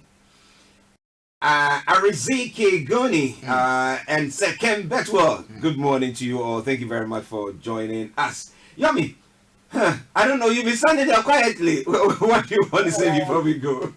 The thing what I would say is that, Frank have said everything. Let our government, continue to make use of the ones that they have at the moment, to make life meaningful for, Africans wherever we are. Not just, those in the back in the continent, but those outside the continent as well, because we are still Africans and our data is still as very useful to support on the other side. And that will be from me this morning. Tomorrow it's another day, but make sure you continue to listen until the end of the program. You can download our apps on the iOS and the Android so that you never miss the notification when next we are live again. And from me here, all the way from Edmonton, I say very good morning, and I'll be back again same time tomorrow at 11 o'clock. Star Radio UK, your finest African and Afro-Caribbean radio station in London. Have a good morning. Good morning. Thank you very much, OLAYOMI KOIKI. Yes, this segment of the program is sponsored by the KOIKI Removal Services, and they say that removal services made simpler than you would think. They say, relax and let our professional movers take care of your move. Single item to a full house move, man with a van hire, fixed price and hourly rate, fully insured service, parking, unparking, assembly, disassembly of furniture, short notice and weekend availability, wide range of supplemental services, local and nationwide, public liability insurance, good transit insurance. Contact them on +44 75940 50979, +44 75940 50979, and they will make removal simpler than you think. All right then. So, Actually, yes, I've just received a disturbing story. Okay. A disturbing picture, and the picture speaks thousands. Okay. I don't know if I should hold it. You know, President Akufo-Addo is visiting Volta region too. Mm-hmm. Actually, I'm going to show you something, okay? Okay. I'm putting on, can you say?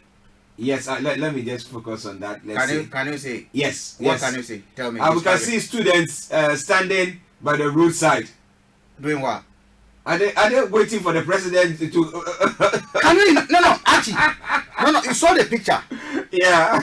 This is just coming from Volta region. Ghana, okay. Yeah. People lining up to welcome a president when they should be studying. Can you imagine that in this day and age? We are learning from like North Korea. Have you seen North Korea? Actually, let's continue. In this day and age, oh goodness, schools have been closed because president is passing by. Can you imagine this? There is a song that we were we don't. We say time and tide wait for no man, but when it comes to us, time and tide wait for us. It waits for us in Africa. Yes, sir. We deserve to be colonized again. I can tell to Boris, this man, Trump. I think we must be colonized again, Archie. Because it's serious. This day and age, you line up students just because. Is he going to Jerusalem like Jesus? Oh God. Okay, listeners, we'll be coming back to all those stories. Let me say good morning also to Yusuf Gasu, wherever you are. Thank you very much for tuning in and joining us. We'll take a commercial break, and once we come back, we'll continue with the program. Stay tuned and don't even think of touching the dial. Third edition of the Ghana Property and Lifestyle Expo 2019 returns to London, UK. Looking to buy property in Ghana? Join us at the Ghana Property and Lifestyle Expo and meet Ghana's top reputable real estate developers. Need advice for legal, estate planning and finance options? Hear from our panel of industry experts, special guest keynote speakers, plus live panel, Q&A all under one roof on Saturday the 9th and Sunday the 10th of November from 11 a.m. to 8 p.m. and Sunday 11 a.m. to 7 p.m. This two-day event is taking place at the Pastana Chelsea Bridge Hotel, 354 Queenstown Road, London, SW8 4PP. Look out for fantastic offers and discounts. Dream it, live it, you don't want to miss out. Platinum sponsor Gold Key. The Power Word International presents Oneness in Third edition of the Ghana Property and Lifestyle Expo 2019 returns to London, UK. Looking to buy property in Ghana? Join us at the Ghana Property and Lifestyle Expo and meet Ghana's top reputable real estate developers. Need advice for legal, estate planning and finance options? Hear from our panel of industry experts, special guest keynote speakers, plus live panel, Q&A all under one roof on Saturday the 9th and Sunday the 10th of November from 11 a.m. to 8 p.m. and Sunday 11 a.m. to 7 p.m. This two-day event is taking place at the Pastana Chelsea Bridge Hotel, 354 Queenstown Road, London, SW8 4PP. Look out for fantastic offers and discounts. Dream it, live it, you don't want to miss. Time 10 a.m. Venue Aldworth School, Western Way, Basingstoke, Hampshire. For further information, call 078 512 05626 or 074 709 02047. You can visit thepowerwordint.co.uk or email oneness-in-prayer@gmail.com. Remember, the fervent prayer of the righteous availeth much.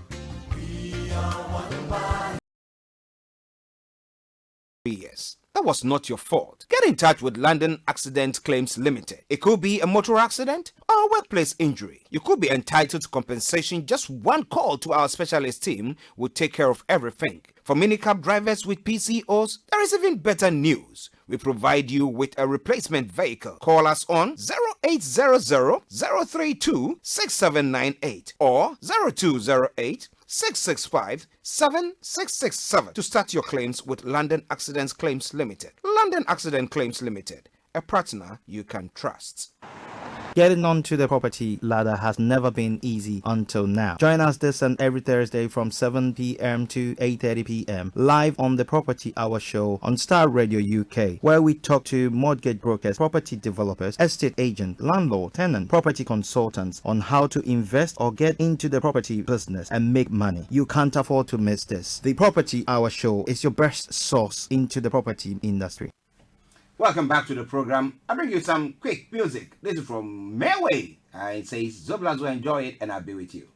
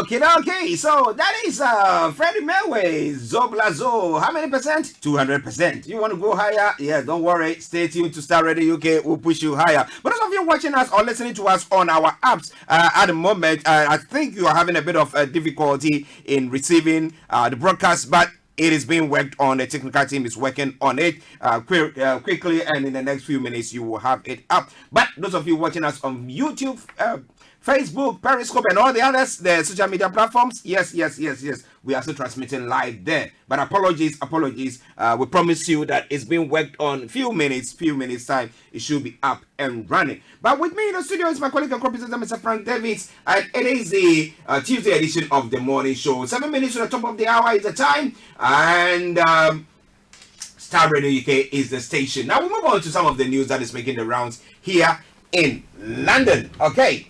Now, first of all, before I come to the political stories that we know election is coming on. Okay, let me just give you the headlines there. Election could bring systemic change. That's what Swainson is saying. The Lib Dem leader says a government led by her will stop Brexit and build a brighter future. Now, do you think that if she's got, looking at the statistics, they say that, oh yeah, she can actually, get a majority to be the next prime minister, or win the election to be the next prime minister? Is if that was possible, ITV wouldn't have added her to the debate of the leaders that will be taking place, I think, sometime next week.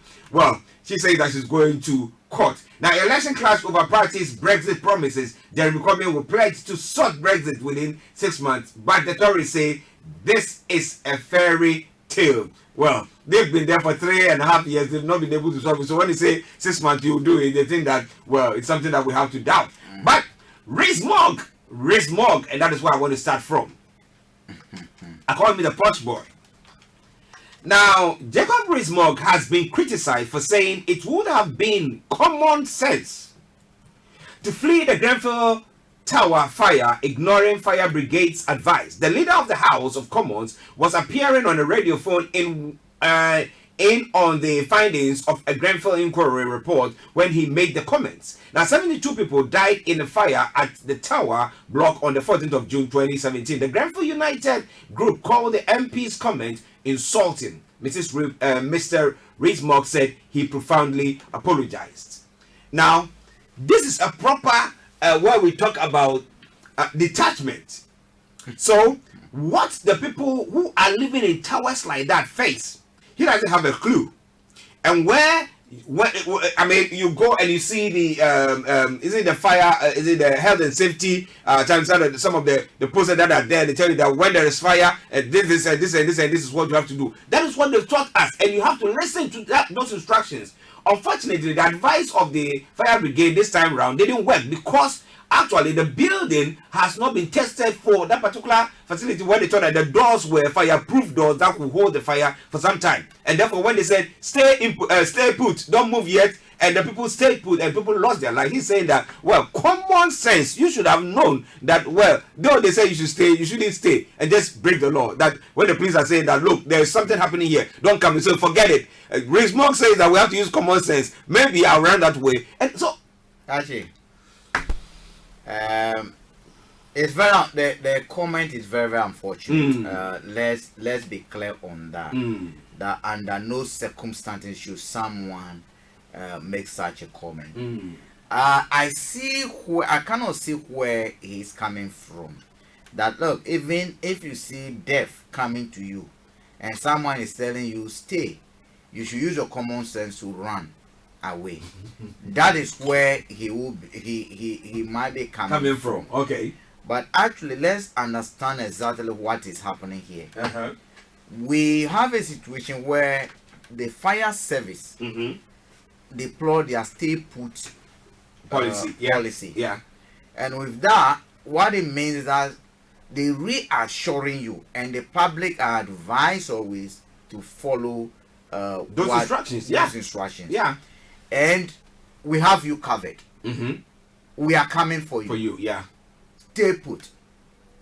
And I do believe that the police or the police officer and the fire service did that because if according to what they call the new regulations, where a block such as that with multiple occupants has complied with building regulations, they would have had fire trap doors, and those fire trap doors can hold fire up to about 30 minutes. Yeah. So if the stay put policy was put in place with those structures actually having fire protection doors, that stay put policy would have worked. You get me? Yeah. It's obvious that the fire service did not know the true and the actual state of how the building was, the infrastructure, that infrastructure, which type of cladding it was, the type of doors that the type of windows that could have acted as what they call fire bridges or fire breaks to what they call it, the fire advancing to other apartments. Yeah, right. How could these people have known that the common sense is to follow the the experts? Yeah, there's a logic. Yeah, I mean, it's a very common sense that it's a logical reasoning that the experts are there telling you stay put. Assuming they are coming through my window, and I decide, because I have no clue, whether the fire is at my entrance or wherever it is, through the window and break my leg. So if they are saying me to stay put, how would I have known that the first, second floor are not totally engulfed in fire? Flame. And if I am going down the stairs, I am just running to my death. Are you getting me? Yeah. I think it's just even apology will not be enough. Apology will not be enough. It just tells you that people live in different worlds. Yeah. And I don't know whether this is a proper disconnect. Proper gets into their heads, or this is. I know someone will pray it should happen to him, and let's see. But he lives in it is sad. A lower ground house. You do not go at this very time where, in fact, a report has just been published. Yeah. Calling into question the stay put policy that was actually deployed at that very and then you come to say, oh, that policy hasn't done anything, but it's the common sense of the people that has failed them. Can you just imagine? So are you telling me that the common sense of the people should have asked them to march on the council and demand that if you don't fix those trapdoors, we are not leaving your offices? The common sense approach should have demanded that they move on Theresa May or they move on the government and say, if you do not see to this cladding out, we not. I mean, that common sense approach should have asked them to move to parliament to demonstrate, to say that until we get our electrical issue sorted out, we are not living here. Because that's common sense. Common sense, yeah. That is what common sense that to take any reasonable action to ensure that the right thing is done. You know, my worry now is that now anybody who is living in a high-rise building now will think, okay, people are jumping. Yeah, when there's fire, I'm going out. No matter what you say the fire is there, I'm coming out. And that is what is done now. Which character flies? I'm not sure. One of these characters. I think I should have got my producer. She would have been able to tell me exactly. Captain something. The one that flies, you know what? Yeah. He wears a vest and they wear the vest and to rescue. Probably we should all get those jackets. Superman, is it the Superman? Superman. But actually, it's an insensitive statement, and no one, I don't think any reasonable person with common sense will support this or make such a comment. No, it's totally unacceptable. Wow. Let me say good morning. It's not afternoon to Abronuma Akos. I hope you are flying very well as a superwoman. To Aishat Adewomi Muhammad and Isa Abu Al Amin Balogun. Okay, I hope I pronounce your name nicely. Balogun. Okay, wherever you are, good afternoon to you, but continue to stay tuned. It is Starr Radio UK. The lines are open now. You want to join us in any of the conversation that we've been having and ones I'm going to be having, feel free to do so. It is 0208-133-2257 or 580208-133-2257 or 58 US or Canada 001-718 303-2737 001-718-303-2737, or you can text or WhatsApp us is 075-396-617 and the massive 44. Now Twitter, you can tweet at us, and that is at Starr Radio UK. You can also email us, and our email address is info@starradiouk.com. Okay, now let's move on to some other news that is making the rounds. Now, election. Okay, yes. actually, the apps are back now. Okay. The transmission apps and team, what they call tuning and all that apps, my radio gardens and others are back and running now. Okay. For your information, yes. So our apps are running now on TuneIn. If you listen to us on TuneIn, those of us not watching us on the other social media platforms, you're watching on TuneIn, on our apps, on all the others that Frank has mentioned. Please, we are up there back now. So make sure that you just log back on and continue to listen to us and share your take with us. Why not? Starr Radio UK, your favorite African and Caribbean radio station in London. Now, Joe Swinson. Now she seems to be making noise, though the statistics are against her. Yesterday, or the day before yesterday, she said to have gone into a pact with Primary and then with the Green Party. Now, yesterday again in the afternoon, now she went on to say, well, ITV has organized a debate for the two forerunners of the political groups. So we have Jeremy Corbyn and Uncle Boris, who are going to meet face to face for a debate. And she said that, hey, I'm taking you to court. Why have you taken us out? Because I am vociferous. I can come there, I can put my case across, and the people will know. So I have to be part of it. If not, I'm going to court. Now, Joe Swinson, is she, I don't want to put it that way, is she becoming full of herself? Actually, you are a Christian, aren't you? Yes. Do you know Christians have a saying, whose report will you believe? Well, listeners, whose report will you believe? Whose report? Man or God? What has spoken to Joe Swinson? Well. The conviction and the vision that she can see is only her and her God who knows. The statistics are just reports. Okay. Her faith in what she's doing and the promise she has that has been spoken to her that she'll be prime minister. She's believing that report. Okay. Listen, it just ties in with the quote for today. Faith can see possibilities that no one else can see. So she's seeing. Are you getting me? Yeah. So basically, the human level, there's no way she will become. Okay. But probably she has be, faith in what some of us do not think. But all we know is that she has a role to play in determining who becomes the next prime minister. Okay. Both by the number of votes that they will garner, the number of parliamentary seats they will be able to fill, and then who they might want to form alliance with, should that get to that point. So no one goes to battle declaring defeat before they even step in. Well, it's true. So I think she was doing what any and every politician reasonable enough will do to give confidence to their people. You might never know. She has faith, and let's believe in her faith.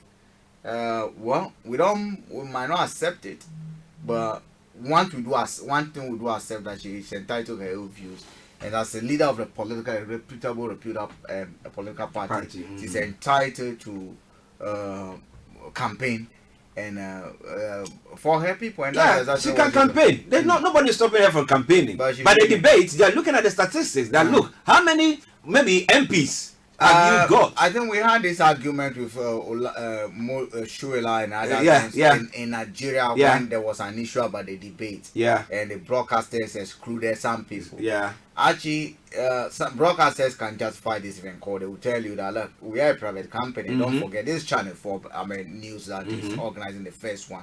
The other one that the Sky Channel is asking SMP leader and Joe are all three. They have actually been included in that one. They are now asking the big boys to join them. Someone tell you credibility. Yeah, they are also not coming to those small boys party. They say, well, are they trying to bring credibility to their case? You remember what happened to Gordon Brown? Yeah. And I said, and I will say today that the problem we have today, the Brexit issue we have today, partially Gordon Brown must take the full blame for that. Because the way he hunted Tony Blair out of power, the bigotry statement that he made when campaigning, I believe I agree with Nick during that debate that resulted in Labour losing an election and what do you call it, neglect going to form an alliance with the Conservatives. Where Conservative has actually resulted in where we are today. So for me, I partially again will blame Gordon Brown for partially for what is happening today. But actually, I will maintain she's entitled fully to whatever comment she wants, whatever action to try and maximize the vote that she's potentially going to get in the general election. And that's what democracy is all about. It's up to you and I to be able to place our votes where we deem fit and where we think will probably serve the nation's interest best. Well, let me say good afternoon to Princess Abi, I hope I pronounce it well, and Lisa Bilkis Aurora, and Joyce Kofi Yakubu Mubarak. Thank you very much for joining us as well. Don't go away. Continue to be there. If you have any comments, you can still put those ones to on air, or you can post it on our Facebook page and we will read that as well if you are too busy to call into the program. But you can call us on 0208-133-2257 or 58 0208-133-2257 or 58. US or Canada is 00171830327737. You can text or WhatsApp is 07539661744 07539661744. Our Twitter handle is Starr Radio UK and our email address is info@starradiouk.com. Let me say good afternoon to Empress Regina and Lady Caroline for a good job done, and the maestro Dave West and Tony Williams as well. We salute you all for good work done yesterday. Now let's move on to some of the other stories as we are saying. Now we have Joe Swinton once again saying that, look, I will do a better job than Boris Johnson or Jeremy Corbyn. Now her message is more targeted against or targeted at Jeremy Corbyn than targeting Boris. So do you see maybe a pact being formed after the election, assuming we have a hung parliament, that she is going to go into bed with the Conservatives? No, I don't. I think it will be suicidal for a Conservative. It will be suicidal for a Liberal or a Lib Dem to form a pact with that dynamic. What they call it? They are opposed to each other. It will not happen. We would not see it in this parliament, especially when Brexit seems to be the center focus of whatever campaign is taking place. Right? The reason I'm saying that we see one party that is preoccupied with taking Britain out of the European Union by hook or crook, by whichever far means, whether it serves the interest of this country, the majority or not, whether it protects workers' rights or not, whether it safeguards environmental standards or not. And today, if there's anything to go by, what is happening in the US to the workers' rights and other things should be a clarion call to people in this country that anything to do with Brexit that will not guarantee workers' rights, environmental laws and other things is something that people must have to look at secondly before they make any decision to back it. Now you then have the opposite, where Joe and her party have indicated that they're in here to counsel, if possible, fully, if they win election, which they will consider as a democratic mandate, because they have published initially, which we'll not call mis-selling, like the way the Brexiters mis-sold us the idea of 350 million or others during the election. They are putting on the table that if you want to cancel Brexit, if you really want to remain the European Union, then we are the vehicle to get you there. To get you there. So I cannot, I can't see it happening. You see the two of them coming to a coalition this time. No, it's not going to happen. Actually, I don't. But do you see it happening with Labour? Assuming it's much a possibility than apart from the strong stance of the likes of Chuku Umahi and others. Actually, do not forget that initially the stance of Chuku Umahi and other things who have joined what they call it, the Lib Dems today, were calling for a people's vote, a second referendum. Okay, they were in the middle. Labour was again trying to make up his mind whether they will back a second referendum or not. They will not back it. Whether it will be a respect for people's vote, or whether it will be a respect for the democratic will and wishes of the people as expressed in 2016 or not. Actually, that was what Labour was confronted with, and Lib Dem had a clear message that for them they are for people's vote. Only for Joe to take over, and that switched from a center point where they're calling for people's vote to where they say that look, we are going to stop even the people's vote, we are no more interested. It's a waste of time. Once you vote for us in the general election, we will revoke Article 50. Even they are promising that if we revoke it, we will put what they call windfall. The money we are spending on, standing for or preparation for a no deal and all that, that money will be paid out as a bonus to civil servants, public servants, and other things. Are you getting me? So you cannot always see them going to what they call it, conservative, but you can see them probably coming, because where they were before Joe a few months ago, that's the position Labour now occupies, which says that if you give us the mandate within 6 months, they are not talking about parliament now. No. They say within 6 months they will put that vote, or they will deliver the president. How are they going to do it? They're going to deliver a promise, say, and then guarantee to put it. And there's a chunk of conservatives who have said openly that whichever way, whatever negotiation you have, once you agree, you put it to people to vote and to have the final say. To look at the kind of Brexit they're ready to back it, and on that there will be a remain. So either accept my deal or you remain, which again goes towards Joe Swinton's. So you want to revoke, we'll offer you a remain to campaign to remain to win. You want to exit, this is a deal that and the DUP will be happy with such an approach, because DUP will prefer, if it is custom union, once they are all being treated the same, they are okay with it. They are okay. It doesn't matter whether it's custom union, a single market, or provided they're not being treated differently from other parts of the UK, they're kind of comfortable with it. So you likely, if things happens the way figures up, you might see, if not even a full coalition, a confidence and supply agreement for them, but you possibly can see SNP and Labour forming a kind of alliance, coming together to form a government. Wow, listen to Starr Radio UK. Now, when it comes to the issue where the Labour is saying that, look, if you vote, when we get a mandate, we will now. I will go to the EU to renegotiate and tell them this is what we want. Now, when you take all those things and say to educate the public, now we're talking about custom union, we're talking about a single market, we're talking about what data and all the. There's lots of facets to the thing, rather than just saying yes and no.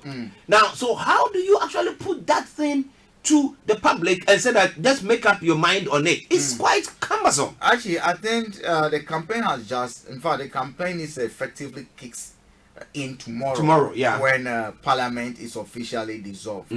But there's a reason why the Conservatives have not come up with the line to say that what the Labour, I'm not a Labour spokesperson, but there's a reason why they've not come out publicly to say that the EU would not renegotiate. There's a reason for that, because EU want a closer relationship, and the custom union will bring a much closer relationship that we have it. There was a talk about this is the only deal, and the only deal where when Theresa May was in power, knowing that whoever will take over from him will be more of a right-wing hard Brexit, or if she should step down. And that's exactly what we've seen with Boris.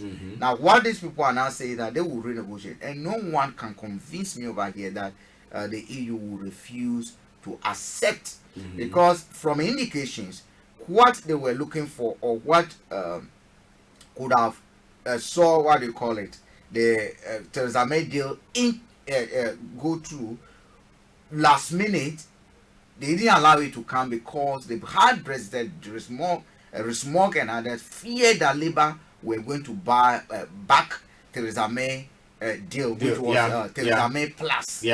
And Theresa May Plus. And the other, if you look, Stewart and others were cabinet ministers and were part of that negotiating. That's why even today they still advocate for Theresa May deal to be brought back to power. The question we then ask is, will Labour go forward with Theresa May Plus? Okay, plus. Oh, yeah, with the I call it Theresa May Plus, which did not actually see the light of the day. But we know there are four things that were crucial in that.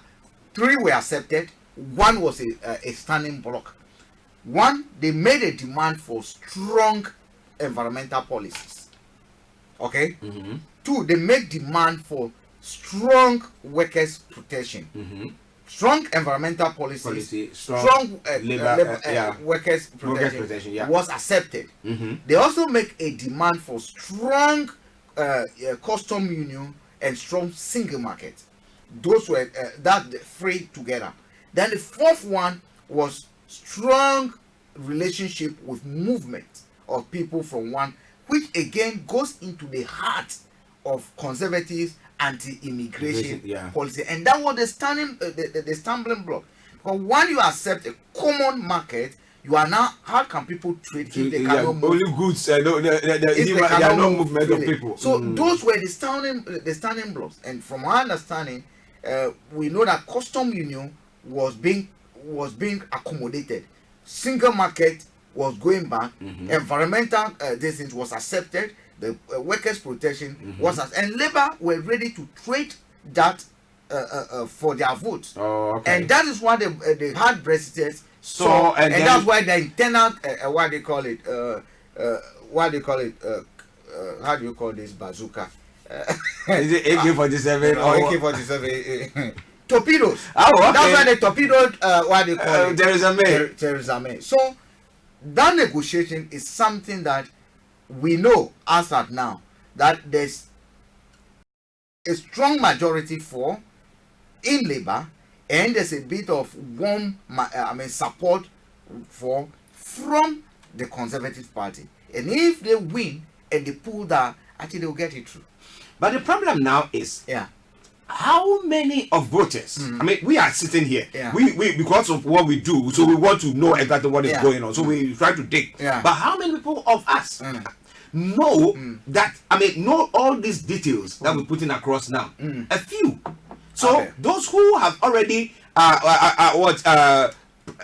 prejudged the whole thing and decided, oh, this is where I stand. Some of them are still standing there, not going into the nitty-gritty. It is up to you and I, OLAYOMI and Co, Kofi Ali and my brothers and sisters who are interested in this. And I dare say, especially and in particular, the citizens of Nigeria, the citizens of Ghana, the citizens of Kenya, the citizens of Zimbabwe, Commonwealth countries, Indians, those of us who will be much more affected, the silent what do you call minority, the people who bear the brunt of the casualties that will come out of this deal should start educating themselves more about what is on the table, what is being offered, what are the likely implications of politics. We also in this country what happened when Theresa May unveiled her go home policy where there's a ban went up over 100%. Yeah. Okay. Yeah. Hate crime went up over 100%. We saw it. Yeah. We for Muslim women who are worried about the leadership of this country, house safety. When Boris Johnson made his announcement or his public utterance and insulted the Muslim men, hate crime went up against Muslims. It got to a point where public figures, Muslim public figures, said they were even afraid to walk on streets because they were being attacked, because people saw what they call it, the leadership of the government as endorsing insult crime against what do you call it, the Muslim who actually respecting what they believe by wearing their burqas or whatever it is called. It is their responsibility to start educating themselves. Are you getting me? If we do not get involved and still think that we can go and do our cleaning and come back, buy chicken and chips and eat, tomorrow we go and we'll be asked ID to buy chicken and chips. Yeah. Are you getting me? I say it all the time. You'll be asked ID to buy chicken and chips. If forgotten it, you will not have food to eat. You have to go all the way back to go and get it before you can. I keep on saying, if we do not partake, you will be excluded. And that exclusion will not happen as a result of anyone's action, but you might have engineered your own exclusion by not partaking. I mean, that's what I said. That will be your 666. And we think that we are waiting for Antichrist. Pastors will need to get involved. I'm not saying they should take partisans. No. But they should encourage members to read. They should encourage members to attend. Campaign event, to listen. They should encourage members to leaflets. Look, Archie, this is a country where this morning when I woke up, 3 leaflets, one from Brexit, one from Labour, one from the Conservatives. Okay. My door. If anything at all, I should be able to read what they are saying. Yeah. I'm not saying go and vote for Labour. No. Go and vote for Brexit Party. All I'm saying is that get involved in educating yourself and make up your mind so that whichever decision that the country arrives at, you might have also contributed and participated in that decision. Whether it goes in your favor or it doesn't go in your favor, at least you must have at least taken part in it. That's all I can ask. Well, I don't think that is a difficult ask, but I think it's a good advice. Get yourself involved in it, or you will be excluded. And that exclusion is not just exclusion, but you pay for that being excluded. You will pay for it, and it's tough. Okay. Listeners, it's Starr Radio UK. 12:25 is the time. Exactly at 1 o'clock, we'll bring the program to a close. The lines are open. You want to join us, feel free to do so. But once we go on, Gov denies suppressing Russia interference reports. Now, we know that Gov, yesterday, Frank was saying that he seems to be like the deputy prime minister. He is. Okay. The cabinet minister, Michael Gove, has rejected claims that the government is suppressing a report on alleged Russian interference in UK democracy until after the general election. Now, sources said Number 10 was stalling and on releasing the report, which had gained the standard security clearance. Now, former head of MI5, Lord Evans Weddell, is among those calling for the document to be released. Now, Mr. Gove said the report was going through appropriate procedures. It's being lodged with Number 10 and it will be published in due course. Now, he told a BBC program. Now, he said he did not know whether it will be published before the general election on December 12th. The report by Parliament's Intelligence and Security Committee was finalized in March and referred to Number 10 on the 17th of October. It examines Russian activity, including allegation of espionage, subversion, and interference in elections, and including evidence from the UK intelligence services such as GCHQ, MI5, and MI6 concerning covert Russian attempts to influence the outcome of the 2016 EU referendum and the 2017 general election. Now, instead of them to now publish this so that we know, did they actually interfere with the elections, especially the referendum? Because if you see the swing, it's just what 51 against 48. So people are thinking, So if there's this evidence that we could see that they did not actually win freely, but that there was some manipulation in the background for that, that will actually impact this election that we're going to, because people will know that.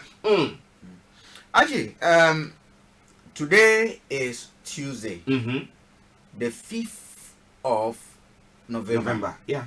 Tomorrow will be the 6th of November. The business agenda of Parliament today does not make room for that report to be debated, published or debated, which means that today is out. Tomorrow, before Parliament is dissolved, as to whether, because when they announce the business of the day tomorrow, as to whether that will be included or not, we're yet to see.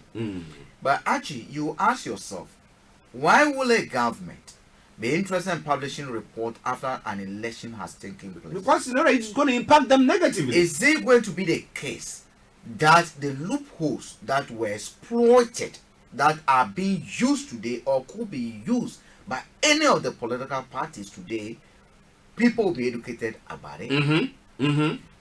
There's evidence that companies interfere, mine data, use data, to influence fake news on social media to be able to influence votes. We know of Cambridge Analytica, and just last week, Facebook agreed to pay a £500,000 as part of its contribution to aiding and abetting the crimes that were committed by Cambridge Analytica, which job solely was to mine data to help Trump and other right-wing campaigns. Now, that said, we know the strong relationship that, even though public will deny it, between Trump and Russia. We know what is happening in the US. The investigation that went on, we have been told, the court has even now asked that Mueller's report be made public and be fully disclassified by the Justice Department. Why is government of Britain trying not to publish the report after it had been completed, submitted, and there was enough time for Parliament to, because reports of this nature are actually commissioned so that lessons could be learned. And if we go into another election and you have a potential dossier of lessons that the public can learn, the political parties can learn, the Electoral Commission will be aware of, the general public will benefit from, and you put it under your pillow, then for me, I only can conclude personally that you have something to hide. Are you get me? You have something to hide, and we have to question. And if I am an electorate, the question I have is, if you cannot trust me with information, I cannot trust you with my vote. Yeah, of course. Of course. That's the conclusion. Personally, I will. You are right. That's the conclusion I will draw. If you cannot trust me of equipping more information, knowledge, that will help me make a decision. Then that decision, I will not give you room to continue to make it. But as to whether people are going to adhere to it like we are looking at, that is a different ball game altogether. Well, listen to Starr Radio UK, your favorite African and Caribbean radio station in London. 12:31 the time, 29 minutes to the top of the hour. Like we said, join us. So is that, let me ask this question. Hypothetical. Now, assuming we go for the elections and then let's say Boris wins and then they publish this report and we find out that we've gone to this election on a false premise, that maybe there were some things that, like you were saying, if the public or knew, they would have made different decisions or made different decisions from what they've made. Do you think it will annul the election results? It's over. It's an on-go. Have you seen a goal that was scored through a fourth goal, and once the game is closed, they go back to play it? No. VAR cannot even change it. Once it's they've gone, given the cup to the person already. Once the cup, it doesn't matter. It's gone. I mean, finished. It's finito. So what can people do? I mean, especially, it's parliamentarian. It's questioning. They should be asking their MPs. If your MPs come to you, ask them why was that report not published. Where is John Becker? Where is John? You see, John Becker. Order! He would have made sure that this is debated. Order! Actually, but we'll go to the election. Boris winning. Let's hope he wins. But actually, we're in a very, very serious situation. Yeah. Apart from this election that we're going to have, the election might not end up solving the problem, and we should be worried and careful about the next few days. We got 6 weeks of campaign ahead of us, but we might get to a problem where the constitutional crisis that we thought we were going to avoid by going to this election will not come to its head. We're likely to get to a situation where we have what happened in the US, where one person had the popular votes, and another person had the majority of the MPs. Now, it is possible that Boris Johnson will not win outright majority. But win more seats. Will have more seats, with Labour having more votes and less seats. Boris Johnson will refuse to step down for a coalition agreement between the SNP and Labour to be formed. And in that case, we might be invoking the authority of the Queen to step in, either to ask Boris to resign or bring sanity into that. How can that happen? Because Boris has won more seats. I mean, that's how it works here. So more seats. More seats will mean going to Parliament to try. To try and form a government. And if there's a coalition behind the scene, they vote it down. Now, if they vote it down, will he resign? That is another question. Will he resign? The Queen must step in. Whew. Actually, we are getting to, because this is the last attempt the Conservatives will see it, and the hard Brexit will see it as delivering Brexit. This is a lifetime campaign, 40 years of campaign, resulting in where we are today. From 1980s up to date, they see this as the last opportunity to be able to get out of EU. Now, more than ever before, the issues that are involved in Brexit, we staying or we going, have been discussed like never before. The documents are out there, evidence are out there, debates have gone on and continue to go on. People are now more informed than they have ever been before about this, our association with the EU or not. Are you getting me? So they see that if we are not able to deliver Brexit at this very hour, then we should forget it's not going to happen. It's never going to happen again. And actually, this is the last, and they will do whatever it takes, trying to stick in there to see it through. That's what they will do. Whew. And Boris is the last savior. Of the of that Brexit weapon. Is the last savior. But again, in terms of geopolitics, Boris and Trump are on the scene for a specific reason. And within the next 6 months, the world will find out whether we're going to extreme left or extreme right, or remain in the middle. Or in the middle, or we're going to extreme right. Well, when we said that when Trump comes to power, we have to take our hymns, our hymn books, and our Bible as that thing nearer my God today. But now I think we have to change the tune.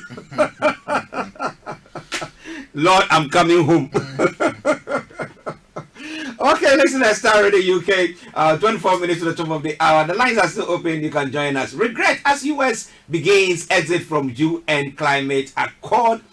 We had the President Trump speaking earlier on. That was from early this morning, saying that he is doing all that for the sake of the common worker in the US, because that climate deal that they signed seemed to protect other countries more than the US. And actually, you know what? There can be nothing good about what they call it, Trump is doing for labor than this. Every week since this election was announced, there seems to be a pot of gold, gift, olives that Trump hand delivers to Jeremy Corbyn. Okay. Last week, it was an attempt to launch what they call Najafara, but saying publicly that he did not like him. Yeah. They went to the public and it backfired because people now say, okay, this is exactly what you said, that a vote for Boris, a vote for Black, a vote for this. Yeah. We're just talking about climate and protection for workers' rights. We have seen the what they call Extinction Rebellion action.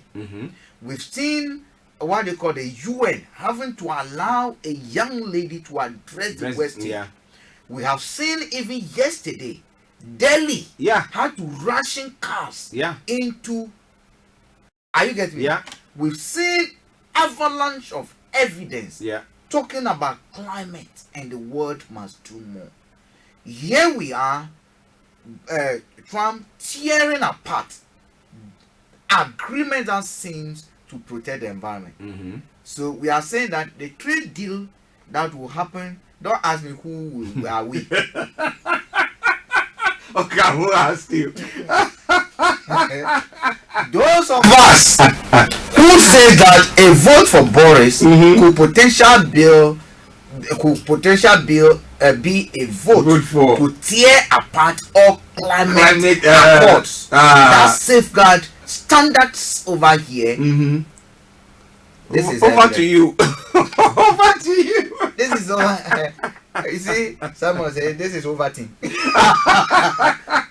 over to you. It's over thing. Yeah, it's over to you this time. Yeah. Well, that's why we say if you don't get yourself involved in it, the consequences, my goodness, we don't want to know. If you look at documents, you read some of the stuff that is going on, and you say, do people actually? When I see some of the documents and I read some of them, I ask myself, do the people who are taking a particular stand, do they actually know exactly? Are they seeing what I'm seeing, or maybe from a different planet and seeing different things? If there's anything at all, Trump is not doing anything to help Boris in this election. So far, no. The two shots, all shots. You know, for those in Ghana, for those watching us and following us from Ghana, is it Alacha? Professor, is there Apostle Alacha? Yes. You know, Aklama and all this things. Yeah. You know those guns. Kafugbe. When you misfire, you see the. That's exactly what Trump has done. If anything at all, any actions that he's taken within the last few, the last week, it has not, because each week he presents an opportunity. More arms to. It's basically a campaign message, a campaign weapon. So, assuming I'm even a Labour supporter, conversing for Labour, and assuming I going to canvass and I don't know what to say, I can use this climate agreement. Yes. I mean, and will succeed in, doing persuading somebody to. Wow, listeners, Starr Radio UK, we've got a caller online. I'm going to the person, but Rhoda Champon, thank you very much for also joining us, Rhoda. Thank you very much. Invite your friends to like our pages, and you can like our pages as well. But let's go to Mr. Kofi Ali, who has joined us. Kofi, good afternoon. Good afternoon, sir. How are you this morning? Yes, we're doing very well. Thank you. And you? Yes, you're good, sir, and Frank. Yes. When I hear the analysis on what do you call it, Michael Gove, all these things, then I ask myself, great. But when I hear, Kofi Ali, this and that, you understand? We should go and maybe we should, who to vote for and why we should vote because our life is in danger and so and so forth. I tend to ask, are we not overhyping things a little bit? Of course, it's very important. People in this country, majority of migrants, well, I'm a migrant, so I believe most of you are migrants as well, are labor. And the argument being put before us here is, do you want conservative, Labour, or Lib Dem? These are the only three options. Mm-hmm. So, instead of telling people to go and read and become active, active in what? People are cleaning. They don't really have time for their own children, and they are starving themselves. So when you tell them to go, why don't you tell them exactly what you want them to do? Vote for Labour, finish. Because we are not a Labour party. We are not a Labour radio. If you are not Labour radio, your argument is more to Labour than to Conservative, 99%. Right, if that is it, then you have to make up your own mind. Unless you want to assume, we don't know what you are saying. No, I've made myself clear. Choose today who you will follow. I and my family, we will follow the Lord. Finish. So if you and your family want to follow the Lord, why are you leaving the people in the middle of the road? Tell them to follow the Lord, not the devil. Because God gives us the ability to make our own decisions. So in fact, even God himself said, look, there are some instructions. God didn't give you a chance to make decisions on your own. He decided to do that for you. No, he decided to tell you what to do. Don't go and rape another person's wife. We don't have the power to do that, Kofi. It's not an instruction. It's not an advice. We cannot instruct on this platform. You see, we can see the, but then you see, Trump has done this, India is doing. Please, that is that side, isn't it? If I'm not in this country, the only place I go back to is Ghana. Mm-hmm. And if our family, they are not anywhere, they are in Ghana, and therefore they are in West Africa. Mm. The Nigerians have closed their border. Yes. And then they are saying that they are closing their border because the Beninese are flooding their country with imported rice. Yes. Yes, that is their excuse. That is their reason. But that thing, at the time we all agree that in 2020, our economy is going to spend the same currency in 15 countries. Is that the time to make that decision? Remember, as soon as we are all spending the same currency, you understand, our economy is one. If you go to Nigeria, there are 36 states.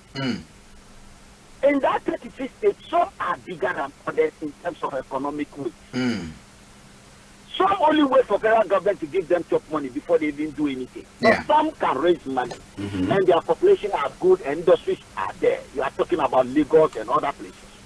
But notwithstanding, you understand, they are all one economy because they see themselves as what? It's rather than 36 states economies, they see themselves as the economy of Nigeria. In the same vein, that is why we have ECOWAS Court, ECOWAS Parliament, ECOWAS Commission, ECOWAS Assembly. It's not 15 ECOWAS, it's one. It's one. But Kofi, let me chip in. Let me just add something. Let me just make an interjection quickly for just 1 second. We spending the same currency will not necessarily mean that our economy become one. Because tax policies, domestic policies will have impact on each country's economy, like the way we have in the EU.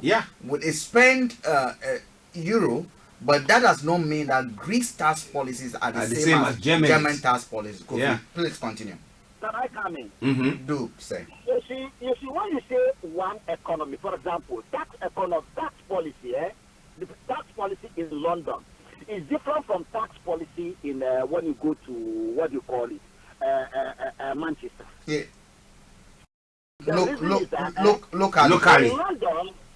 In London, you understand. For example, when you go to Glasgow, a good case is they have their parliament that made those laws.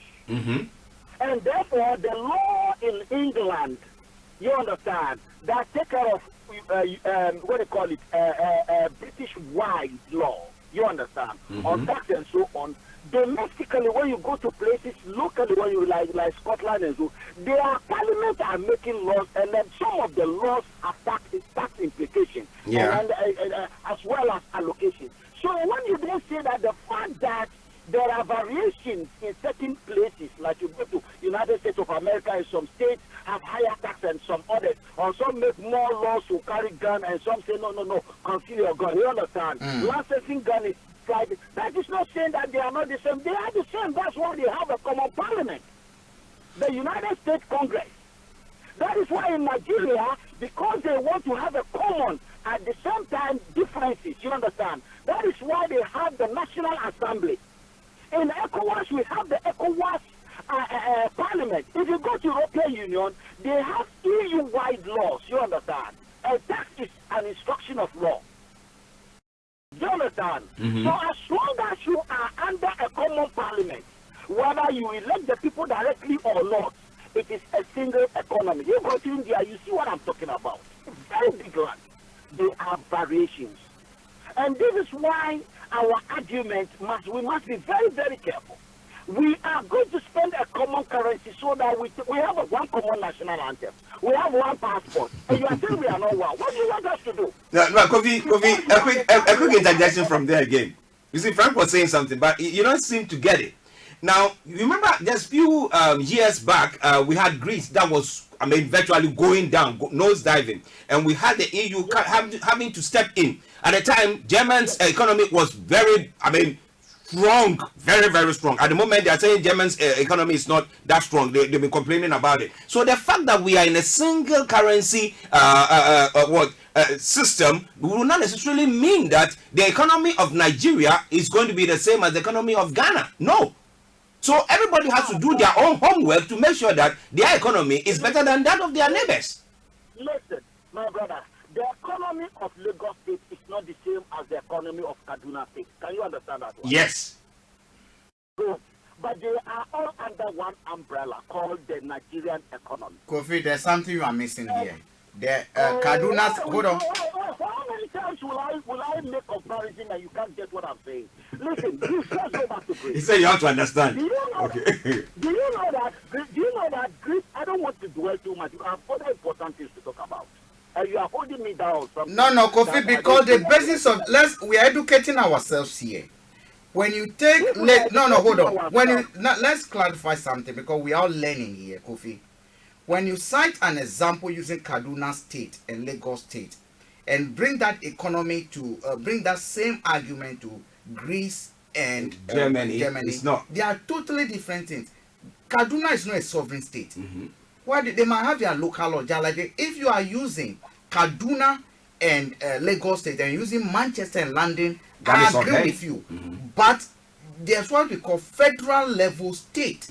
Or are you getting me? Sovereign level state, which Greece will implement, Germany will implement. That will be different from what do you call it? Berlin and all those will implement. So let's make that decision so that we don't compare Apple to this thing. Yes, continue. Yes, please do. You see, this is the very argument you make at the last point is the reason why I started writing a book called The Sovereignty of Nations. You understand? The way you are looking at it, the sovereignty, when you talk about sovereignty, we can have confederation. Nations that are like you have somehow in the European Union. You understand? It's like they are migrating. Right now they are talking about common army. Before they don't have a common currency. So they are in the process of transformation. Unlike the United States of America, that is advanced. Remember, American colonies, even as independent, were not one. They were different. That's why they formed the United States of America. So now they are in the advanced stage. That Papa Nicola was saying it in one of his speech that it's difficult from the man from Philadelphia to see the man from Washington as somebody, an outsider. Why? Because their union is mature now and they are now seen as one sovereign body. Do you understand me? Remember, now, so what you are looking at now, if you go to all the EU embassies, right? Instead of one embassy, like America, they have 28 embassies. But every one of the embassies have two flags. You understand? Which is not the same in ECOWAS because we are far behind. So what is happening is the fact that we are even started, we've started, all the key institutions are in place. You understand? Which is different from United Nations. But we are still at the early stages. We've not moved to more important things that will make us work properly together. Remember, we used to have one common army called ECOMOG. and then we have to disband it because there are no rules enough to make us work as a sovereign body as one. So we have to do away with it. Now, what we are doing, we're not giving up. We are on our way there. Do you understand? Before, we have different currencies. Everyone has got their passport. You understand? Our embassies are still what they are, like European Union. But now we are coming together. We are working at it. So we are taking steps as we go along. Now, what you have to understand is that we have already been recognized by most part of the world that we are ECOWAS, whether we like it or not. Now, this is why we are moving towards the common currency, right? For example, the French-speaking West African countries, they have everything separately. Yet under France, they are one. The economy is like the way the EU control the economy. So when you look at sovereignty, sometimes you need to be a bit careful, and that is what we are trying to do here. But now, Kofi, until that conceptual argument that you're putting forward about what a sovereign state is, when we're doing some of this analysis, we will now have to agree on what is in practice. Yes, I know that is theory. That concept is fine. The definition of what sovereign, we can talk about how economically we are still enslaved and other things. But we just have to go with, especially when we're looking at things from a practical point of view, what is in practice. Sovereignty as in practice today. That is what we need to focus on. What you have to also understand is that we are not doing this for the sake of doing it. We are doing it for a purpose. Now, Nigeria is a sovereign body. Yeah? But don't let me even go too far. Let me finish with the Greek one you said.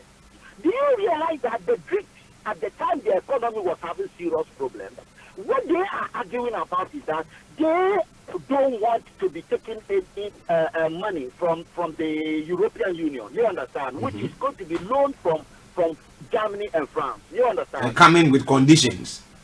And coming with conditions because the European Union wanted the Greek economy to change, and they think there should be certain form of adjustment. And then the Greek alternative is to go to IMF and World Bank, who will give them a different condition. You see? So the European Union stepped in to say, no, as long as you are a member of the EU, your economy and German economy is closer together than you on your own in the world.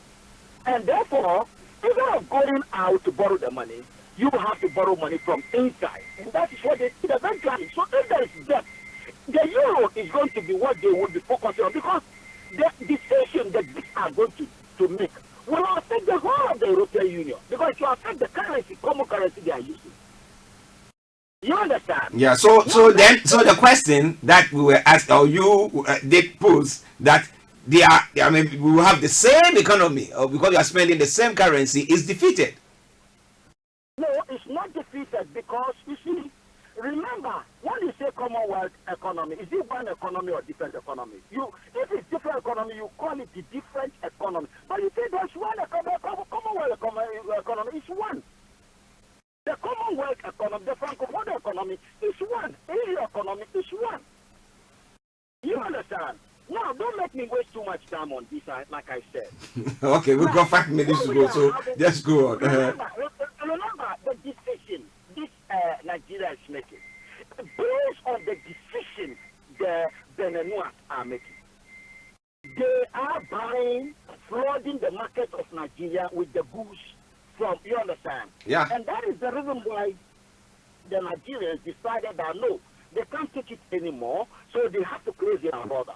Have we heard one word from the ECOWAS Commission to explain the effort they've made in trying to find solution to this problem? One word. Well, we're waiting for that from you. Huh? Hello? Yeah. So we were waiting for you to now confirm that if there have been any statement from the ECOWAS Secretariat. You see, I said I'm asking a question. Have you heard one? Because No, we've not heard anything. So I have also not heard anything. Okay. And they have not done anything. Now, from the word go, when the Beninese were doing it, ECOWAS has taken leadership.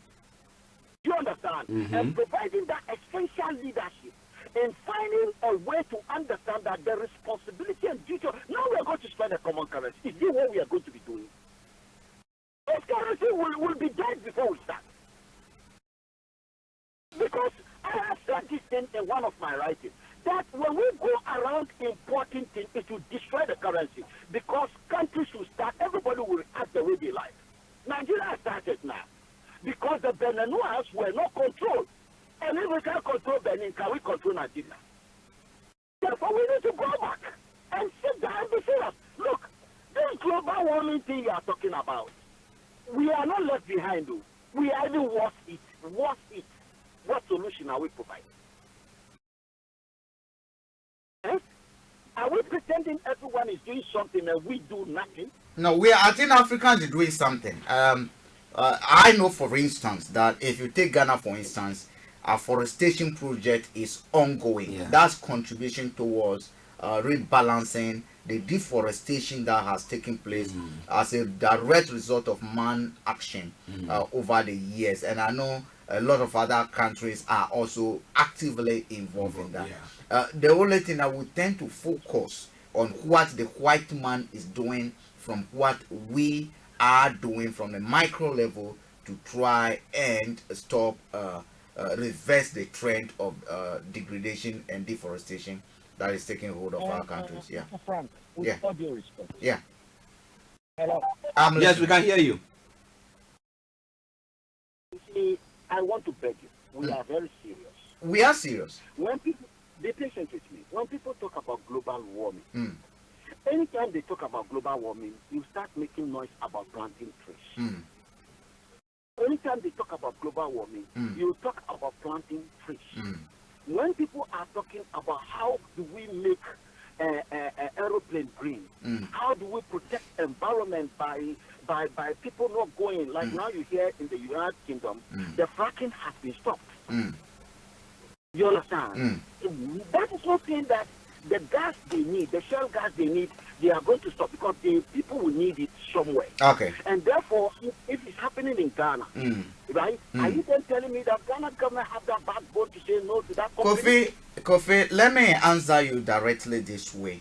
It is this same issue, this same minds, the way of thinking, like, I excuse my language on that has brought us to this level. We do not appreciate the little contribution. Look, as we speak now, Tanzania, hold on, Kofi.